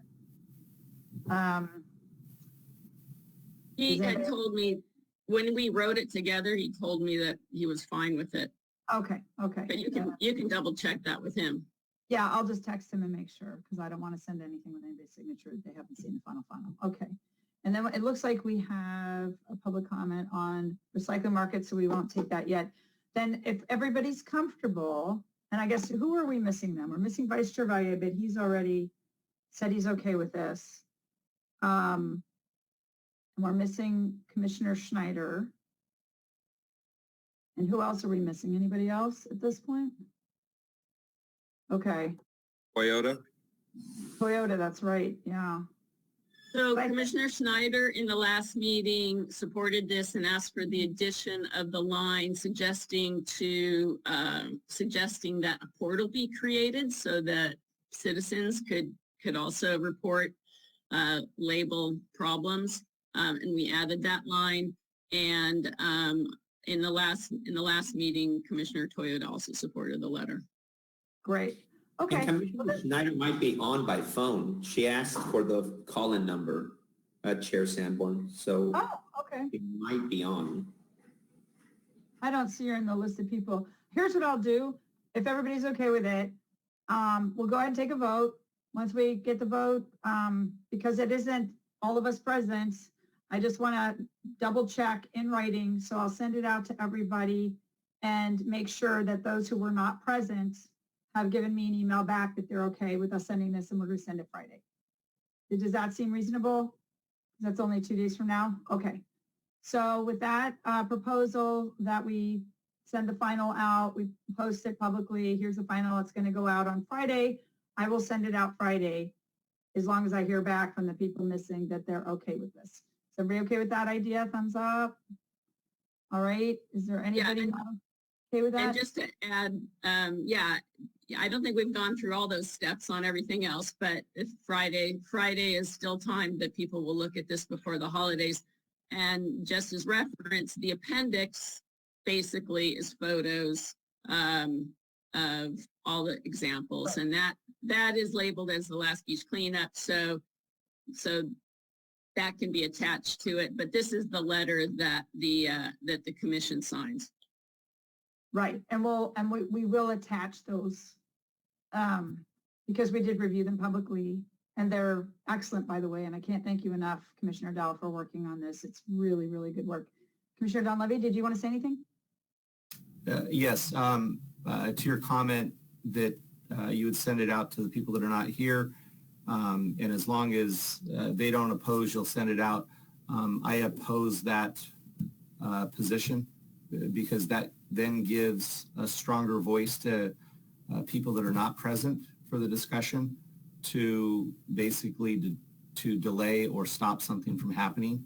So people could strategically miss meetings to delay a policy that they're not comfortable with.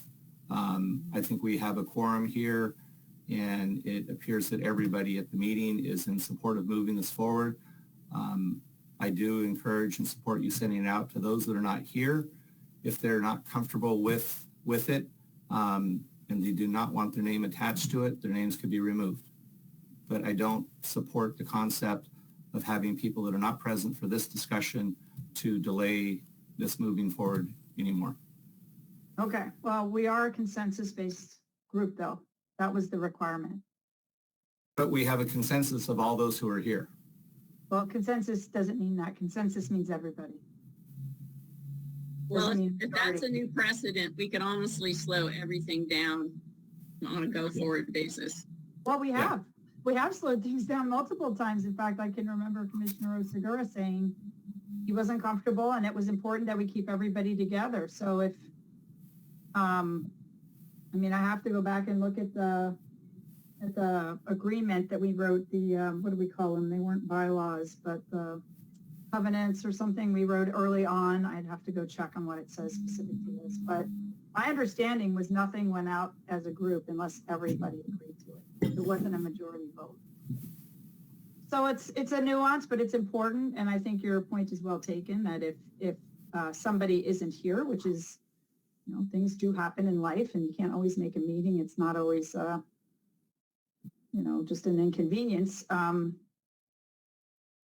Do they have the right to just not be okay with it? And yet we send it as the commission.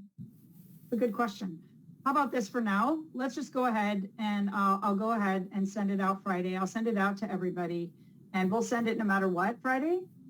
But we'll say, this has been discussed over and over again. Our understanding is everybody agreed with this and that we had consensus. So that's, I think, how we'll solve it for this time. And then we'll look in the future at our documents that we agreed to at the very beginning, just to make sure on votes how we do that. But my understanding has always been that it has to be consensus. So, okay. And Chair Sanborn, I want to really highlight that portion. I think the commission has done great work by keeping to that policy of having consensus. I think it also allows all of us, in our position to be out there promoting the work of the commission. And so I think that, very good work has come about because of us taking that policy. And I continue to highly recommend that we continue to stick to that policy because it's done very good for the commission. There's a way around. This is a different situation because we're trying to get this letter out. But you could always ask for reconsideration if something hasn't been published. But, it's a different situation with this. Yeah, I'm sorry to put your thing in chat. I'm trying to be fair. Okay. Well, I think we have a plan then. So I'll send it out Friday. I'll send it out to everybody. And whoever, I think it's Commissioner Davis, since you've done track changes, maybe you could just, leave the track changes up, but also post up a clean version. And then that way everybody can see it. Yeah, I can't post it, but I'll send it to you or Tim. Okay. Thank you so much for doing that too. Appreciate it. Great work. Thank you. This is very educational. I've actually learned quite a bit myself going through this. So Commissioner Dell, thank you so much for all the hard work you put into this. Really impressive. And Commissioner Valle and everybody else who's worked on it. Okay. So with that, I think our next agenda item will go back. Was there a discussion? Had the bottle bill update letter been? Oh, that's right. We weren't talking about that. We did the propane cylinders, the hazardous waste, the fiber policy, the thermoforms. So we were moving on at that point to the composting, GHG emission reductions, which were missing. We were missing the amendments, so we weren't taking that up, I believe. And then... No, I thought we had actually adopted that last meeting. Let me see, is that in the notes? Commission agreed with the current version of the proposal, last commissioners not present to review it, correct. So it was already done, thank you. So then the next one was Cal Recycle Waste Prevention Outreach, where we said we'd have second reading at this meeting. No, we've gone through that. And We did that one. Okay, so wine and spirits, did we do that? We have not yet done that one. Yeah. Okay. Yeah. That's we'll pick up. So this is Commissioner Davis. We have two versions of this. One is the track. Yeah, this is the track change version. There's also a clean version. So I'm not sure which, Commissioner Donlevy, how do you want to proceed presenting this? You want to just go over the changes we made? They were pretty substantial. Yeah, I mean, I appreciate working with you because you definitely carry the heavy load on this one. So if you want to take the lead on the changes, that would be great. Can I just interrupt for a second? I totally forgot. We have two public comments, and I know that they're back on one policy. It's already been adopted, and I don't know what the other one is. So I think we should listen to those first before we get into this, if that's okay. Emily, do you mind reading those two public comments? Yeah, of course. The first one is from Lauren de Valencia. There was no organization listed, and it says, "Hi, I just wanted to confirm that the HHW recommendations are in fact second reading and will go into the December report." Thanks. Yes, that was the final reading for that one. So that will go into be attached to the letter that gets submitted on the 15th, or as soon as I can get it out after the meeting. Okay, and the other comment? The second one is from Gail Bryce from XT Green. And it says, sorry if I missed this, but I'm wondering whether the commission's recommendations have included subsidies to manufacturers to use recovered material from California recycling. This has been incredibly successful for the California Carpet Stewardship Program that has resulted in massive,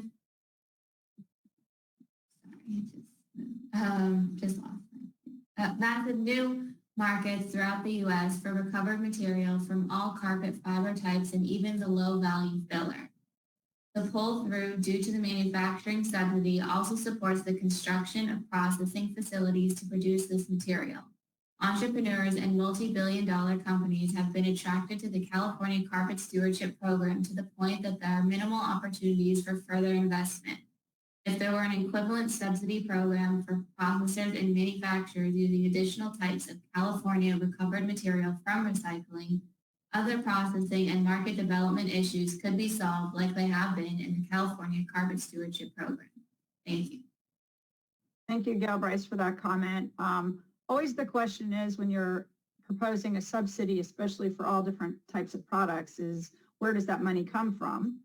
We don't always have budget surpluses, and certainly CalRecycle has not had enough money in recent years to do all that they've been asked to do. So the question always is, where is the money coming from? But we hear you, and I think the market development folk, everybody who's worked on market development committee before we disbanded it, but the commission is well aware of the influence of subsidies and how they do attract businesses, and it's a suggestion that I'm sure all hear. So thank you for that comment. With that, I think we're okay to move on to. I have a quick comment on that. Yeah, I mean, I don't think we should use taxpayer subsidies to subsidize very billion-dollar profitable companies in the packaging space. So I would object to that. But the second thing is actually this problem of requiring California content. We're a state, we're not a country. As Commissioner Lapis has told me many times, we can't put that into a law in California. I think we really need to revisit this next year around what is post-consumer. I've now found that these plastic bags are coming from agricultural film, being made into a plastic bag that then has no buyer. That bag manufacturer is not buying that bag back. They're using new agricultural film, and that's great for agricultural film, but it should go back into agricultural film. So this idea of what is post-consumer, and then California, what can we do on that? Are we a state? I would like to bring that up. The idea is to get this plastic waste, PET bottles, what have you, from California back in the circle so it doesn't go into our landfills, right? But again, if we're bringing plastic bags in from France and Germany and PET in from Mexico, then we're not achieving that. And that's something that we really need to look at in terms of recycled content legislation. Yeah, that's been my frustration even with the carpet bill. The first recycling plant was sited in the neighboring state in Arizona because there was a lot of reasons not to be in California. And now that we've got one in California, they're not getting enough carpet. So it's extremely frustrating. All right, so that's for another discussion, another day. We'll go ahead with this item and go ahead and take it away. Actually, keep those concepts in mind as we move through the recommendation. So we basically rewrote this based on comments last time.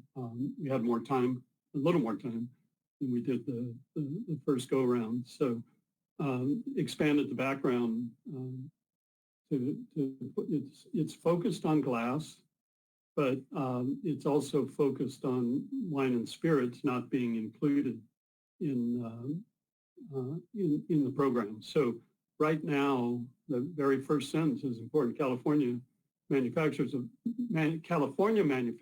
new glass containers must use at least 35% post-consumer recycled glass, or 25% of the color if it's mixed color. And fiberglass insulation manufacturers, California fiberglass insulation manufacturers must use at least 30%. So we have a post-consumer content requirement on California manufacturers. The glass infrastructure is asking for more source-separated recycled glass the Market Development Committee had a presentation from the Glass Packaging Institute about this. So there's insufficient supply of clean material to meet the demand. And we're getting imported glass bottles that are not required to comply with California's recycled content standards. The 35% threshold is met. It's closer to 50% for bottles manufactured in California. But we're seeing this influx of imported glass containers, and that is not subject to that requirement. So by way of background, and then wine and spirits, second issue, wine and spirits have never been included in the bottle bill redemption program. But they've had the benefit of being collected in curbside programs. So they're going into curbside programs rather than being redeemed for deposit. It's the redemption glass that has the higher quality that the manufacturers are demanding. So the cost of recycling wine and spirits through the curbside program is basically borne on the ratepayers, and only beer and other beverages cover the CRV portion of the commingled rates. So consumers and ratepayers are bearing the cost of glass, which is pretty high because of breakage, because of process loss, equipment wear and tear, damage, cross-contamination. California's lost over 600,000 tons a year in color-separated glass from recycling centers in the past 5 years, while curbside glass has gone up 300,000. So, it's not a one-to-one offset because you lose way more glass in the curbside process than you do at the redemption centers. So there's been a net loss of 300,000 tons per year. Glass is highly recyclable. Redemption center glass is readily usable. 30% energy savings and 30% reduction of CO2 emissions. We have the capacity to turn more recycled glass into new bottles, but that capacity is looking for material. So there's an error. The time has come for the wine and spirit industry and distributors to participate in supporting the circular economy, et cetera. The wine and spirits, it's always an issue. What we're proposing here is two things. One, to get high quality redemption glass, we need to include wine and spirits. More background on the loss of glass.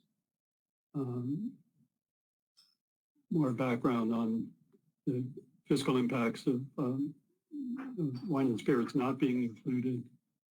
And then more background on the unfilled imports of glass bottles manufactured outside California. The Glass Packaging Institute estimates about 30% of all glass container shipments nationally are imports. And from what I've read recently, there's a supply chain issue around glass bottles. So that number is subject to change.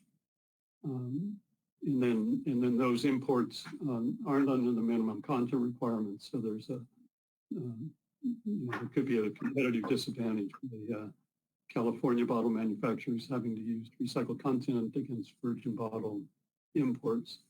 So the proposal is that California Wine and Spirits distributors develop an enforceable agreements with CalRecycle to fund and operate in-state collection, return, and recycling system to recover and process at least 75% of wine and liquor bottles and containers sold in the state, with interim goals beginning immediately upon acceptance by CalRecycle.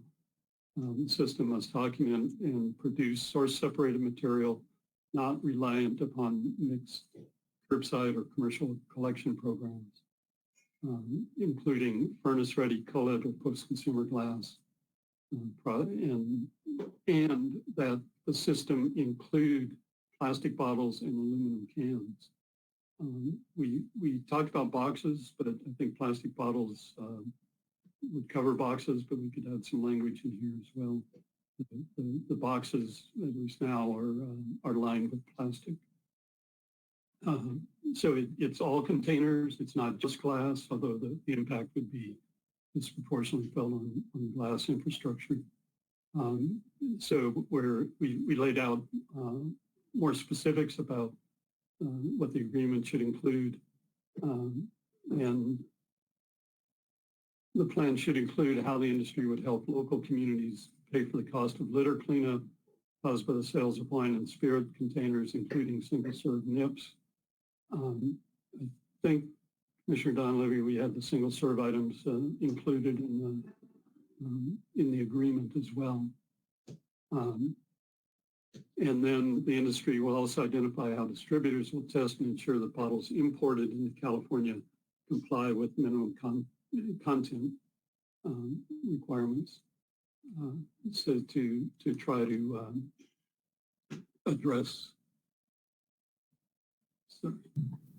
how we go about trying to assure minimum content and level the playing field with in-state manufacturing.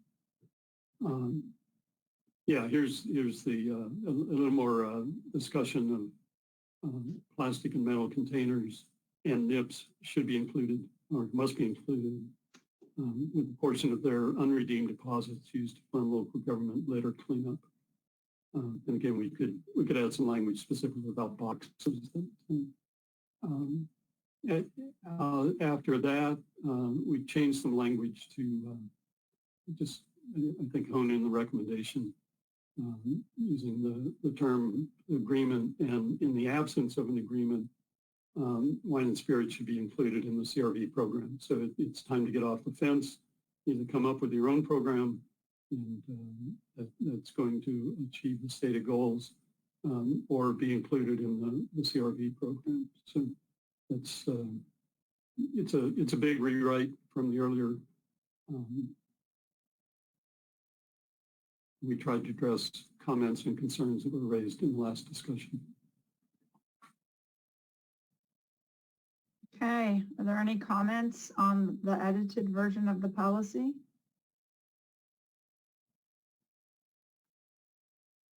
This is a very big deal.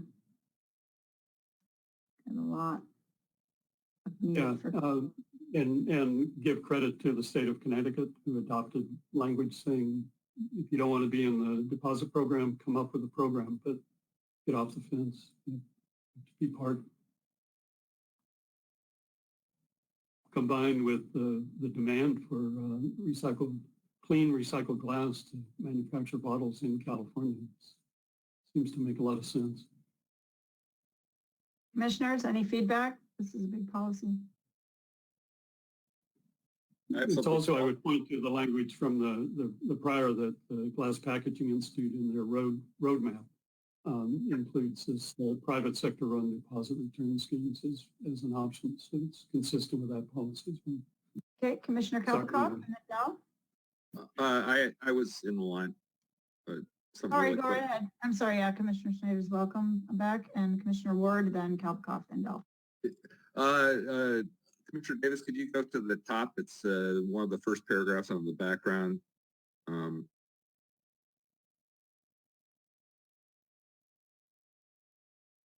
Getting there. Yeah. And thank you so much for all your work on this. It looks really good. It's the last sentence in the first paragraph. Either we need to talk about an entity, but the California Glass Infrastructure is asking. It acts like it's a single entity, and so it either needs to be a trade association or some rephrasing. But the infrastructure does not ask.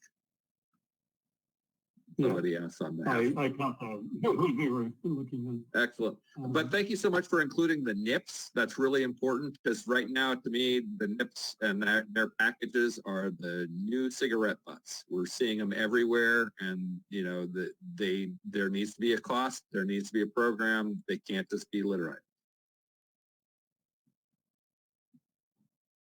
Yep. Okay, so that was your change. We got that done. Yeah, I'm working on Okay. it. I seem to have turned off the track changes and turned them on.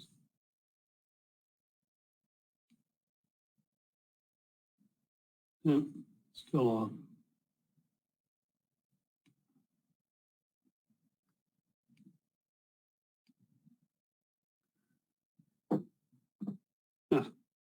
It's not okay. I'll just save this. How about California glass manufacturers are Asking for.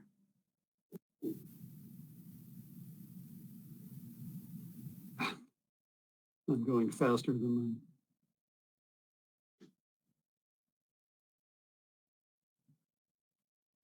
Okay. Yep, great. Okay, thank you. Commissioner Kavikoff and Dell. Thank you. I've got maybe two comments to make, but I got a question first for you guys. And it is on the third paragraph in the background. I just have it's a math problem question, I think, regarding the 600,000 tons a year of recycling center glass loss and the 300,000 tons of curbside. Is that 600,000 tons a year, making it roughly 3 million over a 5-year period? Or is it 600,000 over a 5-year period? It's per year. Yeah, it's per year, and that was the reference from the representative from Strategic that presented at the recycling committee, and they showed that their annual loss was 600,000 tons of color separated glass, and they showed a corresponding 300,000 ton increase in curbside glass on an annual basis, thus the 300,000 ton net loss. So it's an annual basis. Per year over 5. And so that's not a state figure. This is coming from private industry. Is that correct? Yes. Yes. Can I ask that we work really hard to cite data sources, because we get asked all the time, you know, people want to verify our conclusions, and I think it's important when we send them to the legislature, they have citations of where the data is coming from. Yeah, and if it's a calorie cycle figure, I'd feel a lot more comfortable adding it in here. But if it's coming from a third-party private vendor, I don't know how accurate that really is. It doesn't capture the other vendors maybe that do recycle glass in the state.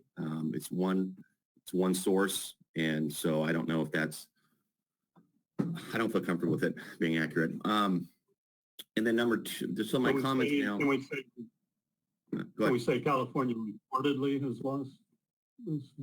Well, but we have to cite where that information is coming from. Nobody can confirm and validate our conclusions if they can't verify where we're getting our data, which is why it's so great that, you know, Commissioner Dowell put together these huge attachments with real facts about, so if we're going to use somebody else's data, we need to cite it. We really do. And if we can't, then we should probably try to find another source. Yeah. And this is, I mean, and from what Commissioner Dolan said, it's coming from one glass processor, which doesn't mean that another glass processor could have recovered some tonnage that they didn't, right? Yeah. Okay, so I'm not comfortable with that at all. My second question, I'll just move to comments. The proposal is a two-pronged proposal. It allows the CalRecycle and then the wine and spirits to come up with a program. And if they don't come up with a program, then it folds into curbside and the CRV system, which is curbside and buyback centers. which also would be the CP programs and other collection programs throughout the state. That's currently the process now without the CRV redemption being in there. So the glass currently is being collected through curbside. Do we know what programs other states have? You mentioned Connecticut, Commissioner Davis. Do we know what those third-party programs look like? You know, the Connecticut is brand new legislation, but I did see the Northeast Recycling Group Coalition published I think they called it an ordinance, but it was a kind of a framework for a negotiated approach.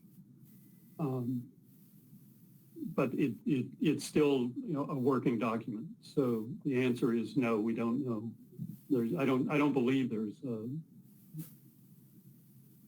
a publicly available model to draw from. So the Connecticut language, the Connecticut approach. This is the Connecticut approach, but that's brand new, and I think they've got a couple of years or maybe 1 year to bring it around. Do you mean adding wine and spirits to a CRV program? Because that's done all over the world. No, I think my question was about the voluntary program. was about the maybe the first prong approach would be come up with a program that's not included in the CRV program, right? That's what our proposal here. Oh, then we give them a chance to do it, yeah. We give them a chance to come up with a third-party program to collect and reuse and recycle. So in lieu of everyone's time today, I'm just going to say I can't support this proposal with the two-prong approach. I will support a wine and spirits with being included in the CRV program. And that's, I think you guys did a fantastic job with the NIPS, and I think this is a well drafted policy, but I think we go with, my position is that it's currently being collected right now. There's infrastructure already in place to collect and recycle the glass. This would give MRFs who haven't done it already maybe an opportunity to add some cleaner glass recycling systems on the back end. And it will definitely help out with consumer costs as well. So I can support the CRV wine and spirits, both containers. I appreciate you bringing in the glass, the metal, the aluminum cans that we're seeing now on the streets that are outside of the program because they're wine and they're not beer. And so I'll leave it there. Thank you. Commissioner Dahl? Yes, I think I support what Commissioner Kalkoff just said. I think I do. My comment was going to be, why offer them the ability to create a separate system? We have one system. We should make that system work. If we start having multiple systems for beverage containers, it makes no sense. If we're the commission for California, right, if it is the right thing to do for them, for these containers to be in the CRV system, if that benefits the state of California, Californians reducing waste to landfill, lowering costs, then let's just say you're entering the CRV system. They don't get a choice. Thank you. And I will weigh in since I don't see any other comments. I agree with that. The other thing I'd note is we just did a study trip to Canada and we saw their beverage container program with it's 10 cents across the board, every container. And that includes, the paper cartons, whether it contains wine or coconut water, plastic with milk, it doesn't matter. It's all containers are all 10 cents. And it's very simple and easy for people to understand. Of course, it's way more convenient and they have lots more options of ways to collect it than we do too. But that stood up side by side from the packaging program that was added, EPR 6 years ago now already. So my thinking is I don't know how if the industry had wanted to do its own program, we're way overdue trying to figure that out at this point. I mean, to me, we've got to add it in. I would just like to see the bottle bill a lot more convenient before we add anything to it, which is my repeated frustration that it's never convenient enough. And I don't think retailers are the only places we should be, collecting. It's just one of many. But I would support the Commissioner Kalpakoff and Dell on that. So Commissioner Ward, then Donlevy, then Osigura. And I understand where you're coming from about the saying fold it into the bottle bill. And I just thought I would acknowledge a couple things. One is this has been proposed for decades, and Gallo and the other major wine and spirit manufacturers have quashed it at the legislative level. So I think it would be naive to somehow believe we could make a recommendation to do that and believe that it would actually be pursued, because evidence is to the contrary. And so that's one of my main considerations. And the other thing is that there is potential for significant reuse, particularly of wine bottles, because there is a washing, refilling, and there are potential collection options that might be different that would foster reuse of wine bottles in particular, that I could see potentially if I was a manufacturer of wine, I might be interested in trying to develop those and propose those kinds of systems that would lower costs and preserve the package rather than crushing it all, melting it down, and producing a new wine bottle every single time. Plus, if they were to propose their own system, then that could potentially spur the markets for mixed glass cullet, because a brownish green wine bottle is a fine wine bottle.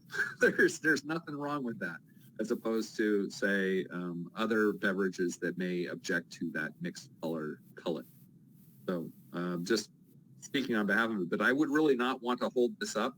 And but I hesitate that if the only thing we can move forward with is fold it into the bottle bill, I don't anticipate success. Thank you. Commissioner Dunleavy and then Osigura. Yeah, thank you. And with what Commissioner Ward's saying is, I would appreciate support for this and not holding it up, because one of the reasons that there's been pushback on wine and spirits getting into the program is very easy for anybody and everybody to say the bottle bill has issues, we need to upgrade convenience, we need to do a lot of changes to the bottle bill. I'm one of the first to say that and agree with that. And that's been wine and spirits' number one reason for staying out of the program.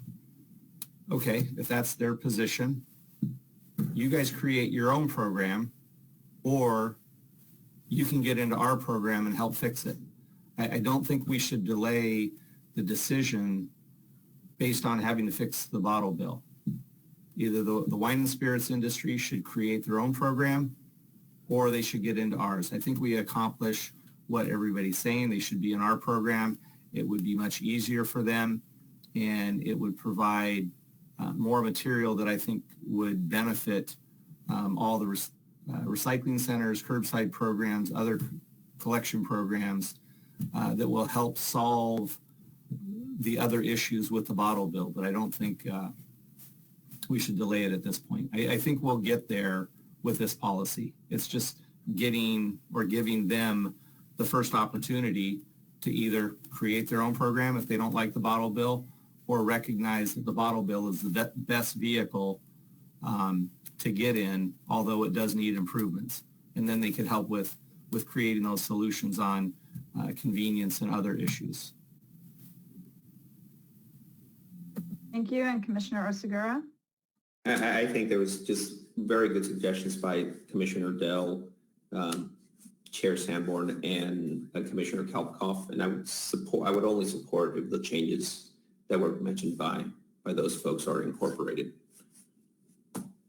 Okay, so the changes I think we're talking about, just to be clear, because we're running out of time and I want to make sure we get this really tight going into the next meeting, because there's so many changes on here right now. So it's removing the option of a voluntary system, which, by the way, I have questions how CalRecycle would negotiate and have the staff to do that without funding. That would be hard to do. adding the NIPS and adding wine and glass to the CRV program, and then citing sources is something I've asked for. I think Commissioner Kalbakoff also addressed that. Making sure we have sources we all can verify for the data. Is that right? Those things? Yes. Okay. Okay, so I would support that as well. And I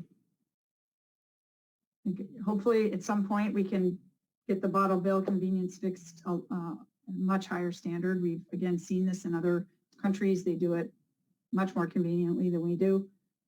A lot more options, but that's for another day. So is that clear enough feedback to Commissioner Dunleavy and Davis to take this back then and make it just adding to the CRV program? That's our recommendation as the commission, and then citing the sources. And yeah, there's another recommendation on import we'll have a post-consumer requirement for all glass containers sold, just manufactured in California.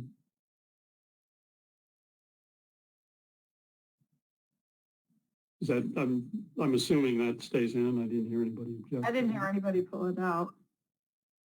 Yeah, that's where this started. I share Commissioner Ward's observation that this has been in discussion probably from the beginning of the CRV program. We can make that recommendation again. Well, it's really what we think is the right thing to do. What they do with it, we can't control. But what we can do is give our best advice. Yeah. So, okay. Commissioner Sky has a comment too. Just to build on something Commissioner Ward mentioned regarding encouraging reuse, that we finally had legislation passed just this past year that encourages reuse as part of the CRV program. And I would love to see that specifically mentioned in this proposal, and to encourage, if we do bring wine and spirits into the program, to encourage that pathway for them as well. Excellent comment. In fact, we're talking about at the national level for national bottle bill standards on refilling and setting goals and targets. So I totally support that recommendation. So so the changes then being suggested are to just make it a clear add to the bottle bill, citing sources, adding discussion about reuse, refill.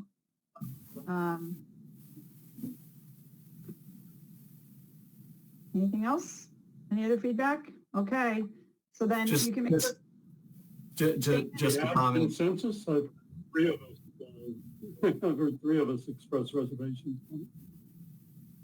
Well, on what? I didn't hear three reservations that weren't just addressed. Did I miss something? I was just going to say, yeah, dropping. Commissioner Dunleavy and Commissioner Davis. Yeah, I definitely support, identifying the sources for the data. We could do that, or just remove those data points and just reference the loss of material. Redirecting the policy just to a mandate rather than an option. I would like to keep it clean just on including them. Refillables have been addressed. I would like to see how that legislation moves forward, because it includes refillables in the bottle bill. I don't think we need to include it in this policy. I think we just keep it clean. Wine and spirits are in the program, and move forward and not address refillables again, because they've already been addressed. Well, they were addressed under the existing bottle bill, which did not include wine and spirits, and wine bottles and beer bottles are at the top of the list for reuse and the benefits, the greenhouse gas. So I would encourage. I understood, but if wine and spirits are mandated to be in the program, then they fall under that legislation. Well, so I don't think we need to expand it to refillables on this. Let's I think think it out, just- let's think out loud on that for a second, because all that bill did was say that you don't have to crush them to cancel them, and you get incentives to support washing plants, I think is what that bill did. Is that enough for wine and spirits? Maybe we could suggest that they set refillable targets or give some sort of consider incentives for going to refillables, because particularly with glass, the greenhouse gas footprint plummets when you go to refillables. It's a significant benefit on energy. I think if we're looking at expanding or changing the refillables policy from last session, we have that as a separate policy and not include it with this one. Okay, For what it's worth, I was looking for new policy just as part of the background to talk about reuse and refill, because that's at the top of the waste management hierarchy and doesn't get discussed enough. And everything Chair Sanborn just mentioned about the greenhouse gas benefits, which is a driving force for the two key bills that we're supporting, both the recycling side and the organic waste side, is to drive down greenhouse gas emissions. I just think it's worthwhile to mention because it adds weight for why adding that sector to the CRB program would be very valuable. So adding some discussion on refillables in the background, but not adding refillable language to the policy. That's something I think would be good.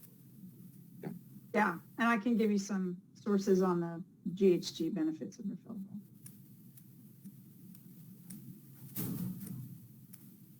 Anything else? Any other feedback? So this will be brought back with changes that we just discussed, and we can, because we've already gone through this several times, this next one would be the final adoption to go be submitted with our letter next on the 15th.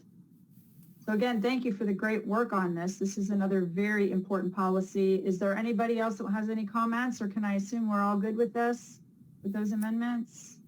Great, I see thumbs up. All right, very good. Thank you so much. Commissioner Davis and Don Levy putting this policy together. We've been talking about it for 18 months on this commission, and so I appreciate that. It's nice to put a bow on things, isn't it? Especially during the holidays. It's Okay. great working with Commissioner Davis. Yay. Okay, good work.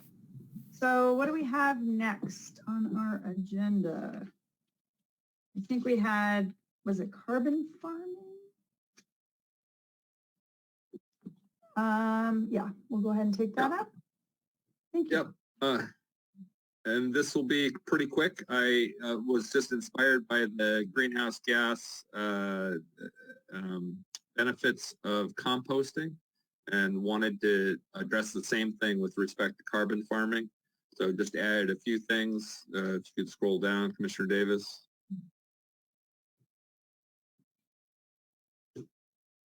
But essentially, more or less, I was suggesting through this policy that in a similar vein that first of all, acknowledging that the Department of Food and Ag has expanded their Healthy Soils Incentive Program, and they're giving out $67.5 million in this fiscal year. And so if you all are interested in that, check out their website. The applications they're still accepting them. So that's a good spur, and I thought we should acknowledge that positive effort. But then looking at the proposal and what changed, it looks like I've modified things. I just changed the location of them as we changed our format from the first round to this round.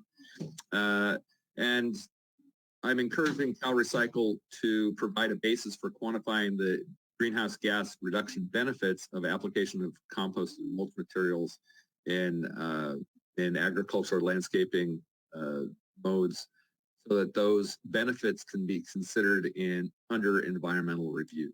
So as you're using large quantities of compost and you're helping sequester those carbons, especially if those composts are derived from materials that had once gone to the landfill, then CalRecycle should give some standard numbers that can be used to assess those environmental benefits so that those can be considered under environmental.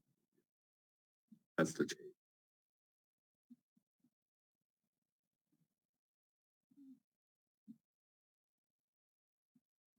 Any comments or any feedback for Commissioner Ward? There's a lot of change here. No, it's actually not. That's what I'm trying to say. That we just moved the location. Anything that isn't in purple is language that was already there. So the purple is just the new language.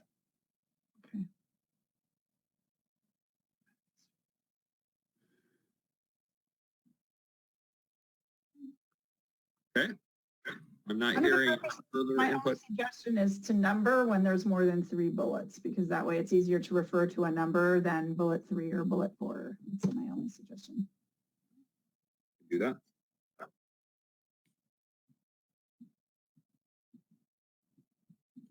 Anybody else? Who's pretty quiet? Read this, okay with this? So CalRecycle is gonna, technical stuff, whoops, there we go, moved it. Okay, well, if everybody's good, I don't see any comments or questions. So this is the first time we've really gone through it, right? Or did we go through this last? No, this was a policy that was already adopted in the July report. And so now it's just being revised to encourage CalRecycle to acknowledge the greenhouse gas reduction benefits of applications of finished compost. Okay. All right. Well, unless we hear any questions or concerns, everybody okay with this? Moving into another updated, yeah, thumbs up? Anybody concerned? No? Okay, good. All right, we see thumbs up. So everybody's all right with that. And then, so we can clean that up and get that attached to the final letter. So Mr. Ward, you and I can go through as we do the draft letter and start really attaching all these final proposals. And I would suggest that actually what we do is reference the proposals that did not change, that did not get addressed in the last session in the letter. And then we say, here's attached are any proposals that were updated and any new proposals that you haven't seen. And then in the final report, when we submit it in June, it just won't include any proposals that were adopted in law or were addressed in some way this session or during the next. Okay, so that'll be nice and simple. Okay. Thank you for all your hard work on that. And is that it for the policies? Carbon farming. I think we had the other item was Commissioner Toyota and I were working with the Gypsum Association. They've been very helpful and working very diligently. We've been on several calls with them, and they submitted a their backgrounder, which I posted on what they've been working on. We decided, Commissioner Toyota and I, that they are making a significant effort right now and that we weren't going to continue in this report to propose a policy. We're going to keep it on pause and continue to monitor their progress and then consider if we do add it to the next report. So if anybody has concerns with that strategy, we just didn't think it was the highest priority when we have an industry group clearly working with us, being transparent and trying to address the issues of the drywall getting into landfills. So as long as everybody's okay with that, that's how we planned to proceed, and the letters in the folder. Then are there any other report outs or issues that you want to discuss under this section before we move on to the next agenda item 5 on meeting agenda items and agenda items for the next meeting? Okay, seeing none, we'll go ahead then, and it's 11:35, and we'll move on to agenda item number 5, which is our next meeting and agenda items for the future.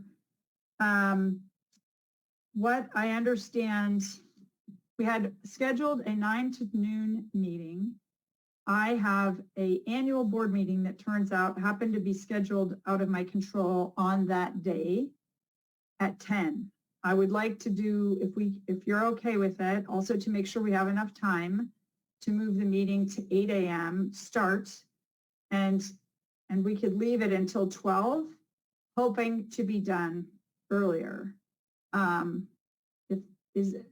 Would everybody be okay with that? I just had this board meeting that it's literally only once a year, and I hate to miss it. The whole thing. Is that for the 15th? Yeah. Okay. Why wouldn't we just, so I could make it, yeah. why couldn't we move it to 8 and then to 11 like that? We don't put it all, because then it helps our schedules, I think, for all of us. If we move something up, then it allows us to get that hour to do other things. Yeah, I totally agree. That would be great with me. If you guys are okay with that, we'll plan on a 3-hour meeting still. We'll just shift it up an hour so we can be done earlier. Is that okay? Great. I see thumbs up. If there's anybody concerned about that, let me know. Commissioner Schneider? That is my last night. The night before the 14th is mayor. Our council meetings typically go to 11, sometimes till midnight. This one is typically more of a virtual celebration. 8 a.m. is the day after a council meeting are really tough for me because I don't get to sleep till 2 or 3 o'clock in the morning. It takes a while to come down from running a public meeting. So, but for the good of the order, I will. It's just these 8 a.m.s after the second and fourth Tuesdays for me are really tough. I get about 4 hours sleep. I just can't sleep well, knowing that I've also got to get up at 7 to get coffee before an 8 o'clock meeting. Can you clarify? Did you just say it would be an 8 till 10 meeting? 8 till 11 is the proposal by Commissioner Segura. And it's just for one time, right? For Commissioner Schneider, this is just for this one time, correct? Because of so Commissioner Schneider is just for this one time. I know it's difficult, but I understand. And if it were a typical non-COVID time, we would be out. I might actually have a drink of alcohol in public. Oh my gosh. So this time it's fine. It's just, I'm no longer a morning person. Is this an NSAC board meeting? No, it's the California Foundation for the Environment and the Economy that does these study trips, and they only meet once a year, and it's not my control. So I'd really hate to miss the one opportunity I get to see all the other board members. I really appreciate your accommodation. Again, I just found out like 10 days ago. So thank you very much. So we'll move the meeting then to 8 to 11, and we'll have to get extra strong coffee, and appreciate it again. So we'll do that. Now, as for the agenda, the items on the agenda, what I have are we're going to have to bring back the OPR item because we didn't have Zoe Heller here today to answer any questions, correct? Because I did miss that part of the meeting. So we'll put that on the agenda. I would suggest we keep it at the end, because if we run out of time on the policies, which is the obviously priority of the commission, and I see nodding heads, that we'll put it at the very end of the agenda. So if we don't have time for it, we need to finish details on the policies. That's the priority, and we can move that to the January meeting. Okay, so we'll put that one at the end. And the data requests, hopefully we'll get the data requests that we've asked for. You did see and I posted the email from CalRecycle that we still have 2 outstanding data requests to get. And we can discuss that. That will also be towards the end of the meeting. And then the final letter and attachments are going to be the gist of the meeting. So the second reading and finalization of all the policies that haven't already been finalized, and the letter. And I would suggest that Commissioner Ward and I, we're going to have to, right after this call, set aside the time, and the two of us really write that thing, because I want to keep it really simple, really clean, and easy for you to digest in one meeting. So, and we'll send it to you early, make sure you have time to review it, so that we can do it live and finalize it together, and then send it off as soon as we're done with the meeting on the 15th. And right. then So go ahead. And I think we can try to commit to making sure that that's posted for everybody to review no later than the 10th or the 10th or the 11th of December. So you can look in the folder and have a chance to read and digest. But we're thinking it'll just be a 1 or 2 page cover letter introducing the changes that have happened this round. And I will be in Washington, D.C. December the 7th through the 10th. So the chances of I really need to get it done by Monday. So, and the national, you'll be happy to know the National Conference of Environmental Legislators is very interested in the accomplishments in California last year. So I'll be speaking to them. Okay, great. And then we're going to have our future meeting in January. We're only going to have one, and that will be the 19th of January. So we all have a break early January. And then we should discuss, we're going to bring up, which was asked for before by Commissioner Don Levy, a discussion of process on chair and vice chair. And we should also discuss, meeting times and dates and see how everybody's schedules are aligning, if we should keep these days and times and lengths of meeting and all of that. We can certainly open it up again and go back to committees. But that's really something to be thinking about, how you'd like to organize going into the end of the year and having a really a nice final report in June. Okay, is there anything else that we have to discuss on this for future agendas? Okay, then moving on to agenda item 6, we've already got the response. So are there any comments or questions about CalRecycle's response to us on data review and requests? I don't see any. Then I think we're on agenda item 7, which is closing early. And I want to thank Commissioner Ward very, very much for sitting in when the chair and vice chair were out. You've always been a real workhorse on the commission. I greatly, greatly appreciate it. Commissioner Don Levy, you want to say something? Yes, on the data requests. I think at the last meeting we had some comments by Susan Collins from Container Recycling Institute regarding the fund balance. And I'd like to see if CalRecycle can come to us and update us on the fund balance more frequently than what's required through their biannual reports.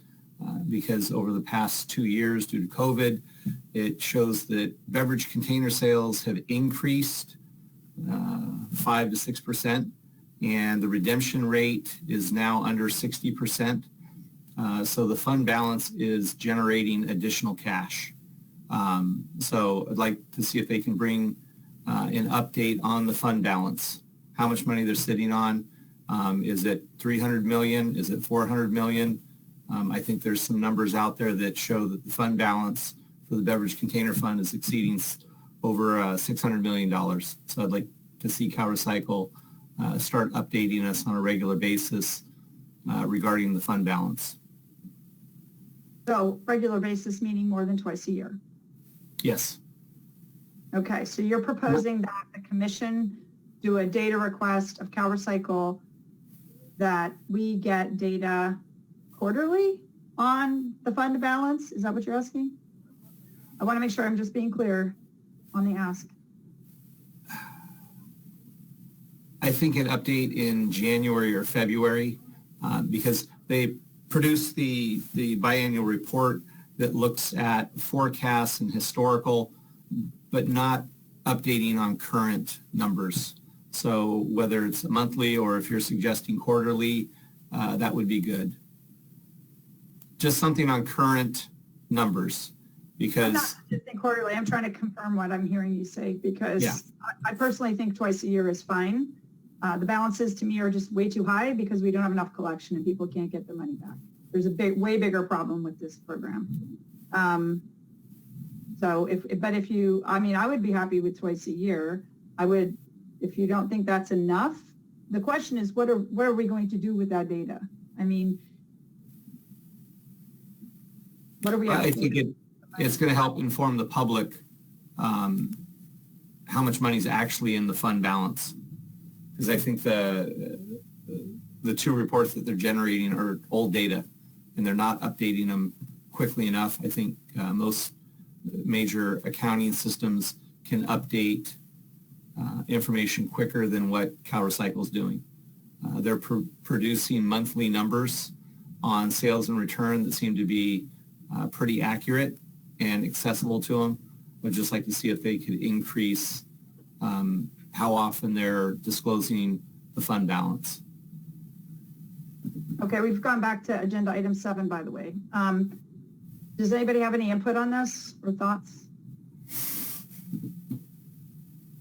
Because if we're going to agree to ask CalRecycle for more data, we just have to be very, very clear what we're asking for so that they can, I've just noticed they haven't been very quick to turn some of this around. So I want to make sure we don't overburden them on stuff we're not going to use. I think quarterly requests are reasonable, and it's a good point that we want information that's more about the actuals rather than projections. Okay, so actuals by quarter. It's Commissioner Sky's proposal, and Commissioner Dow. Yeah, I think this is a reasonable request. The finance data should be available to the public. Okay, so it sounds like we've got a couple of folks that all agree that quarterly actual data on the fund balance for the bottle bill is shared with the commission.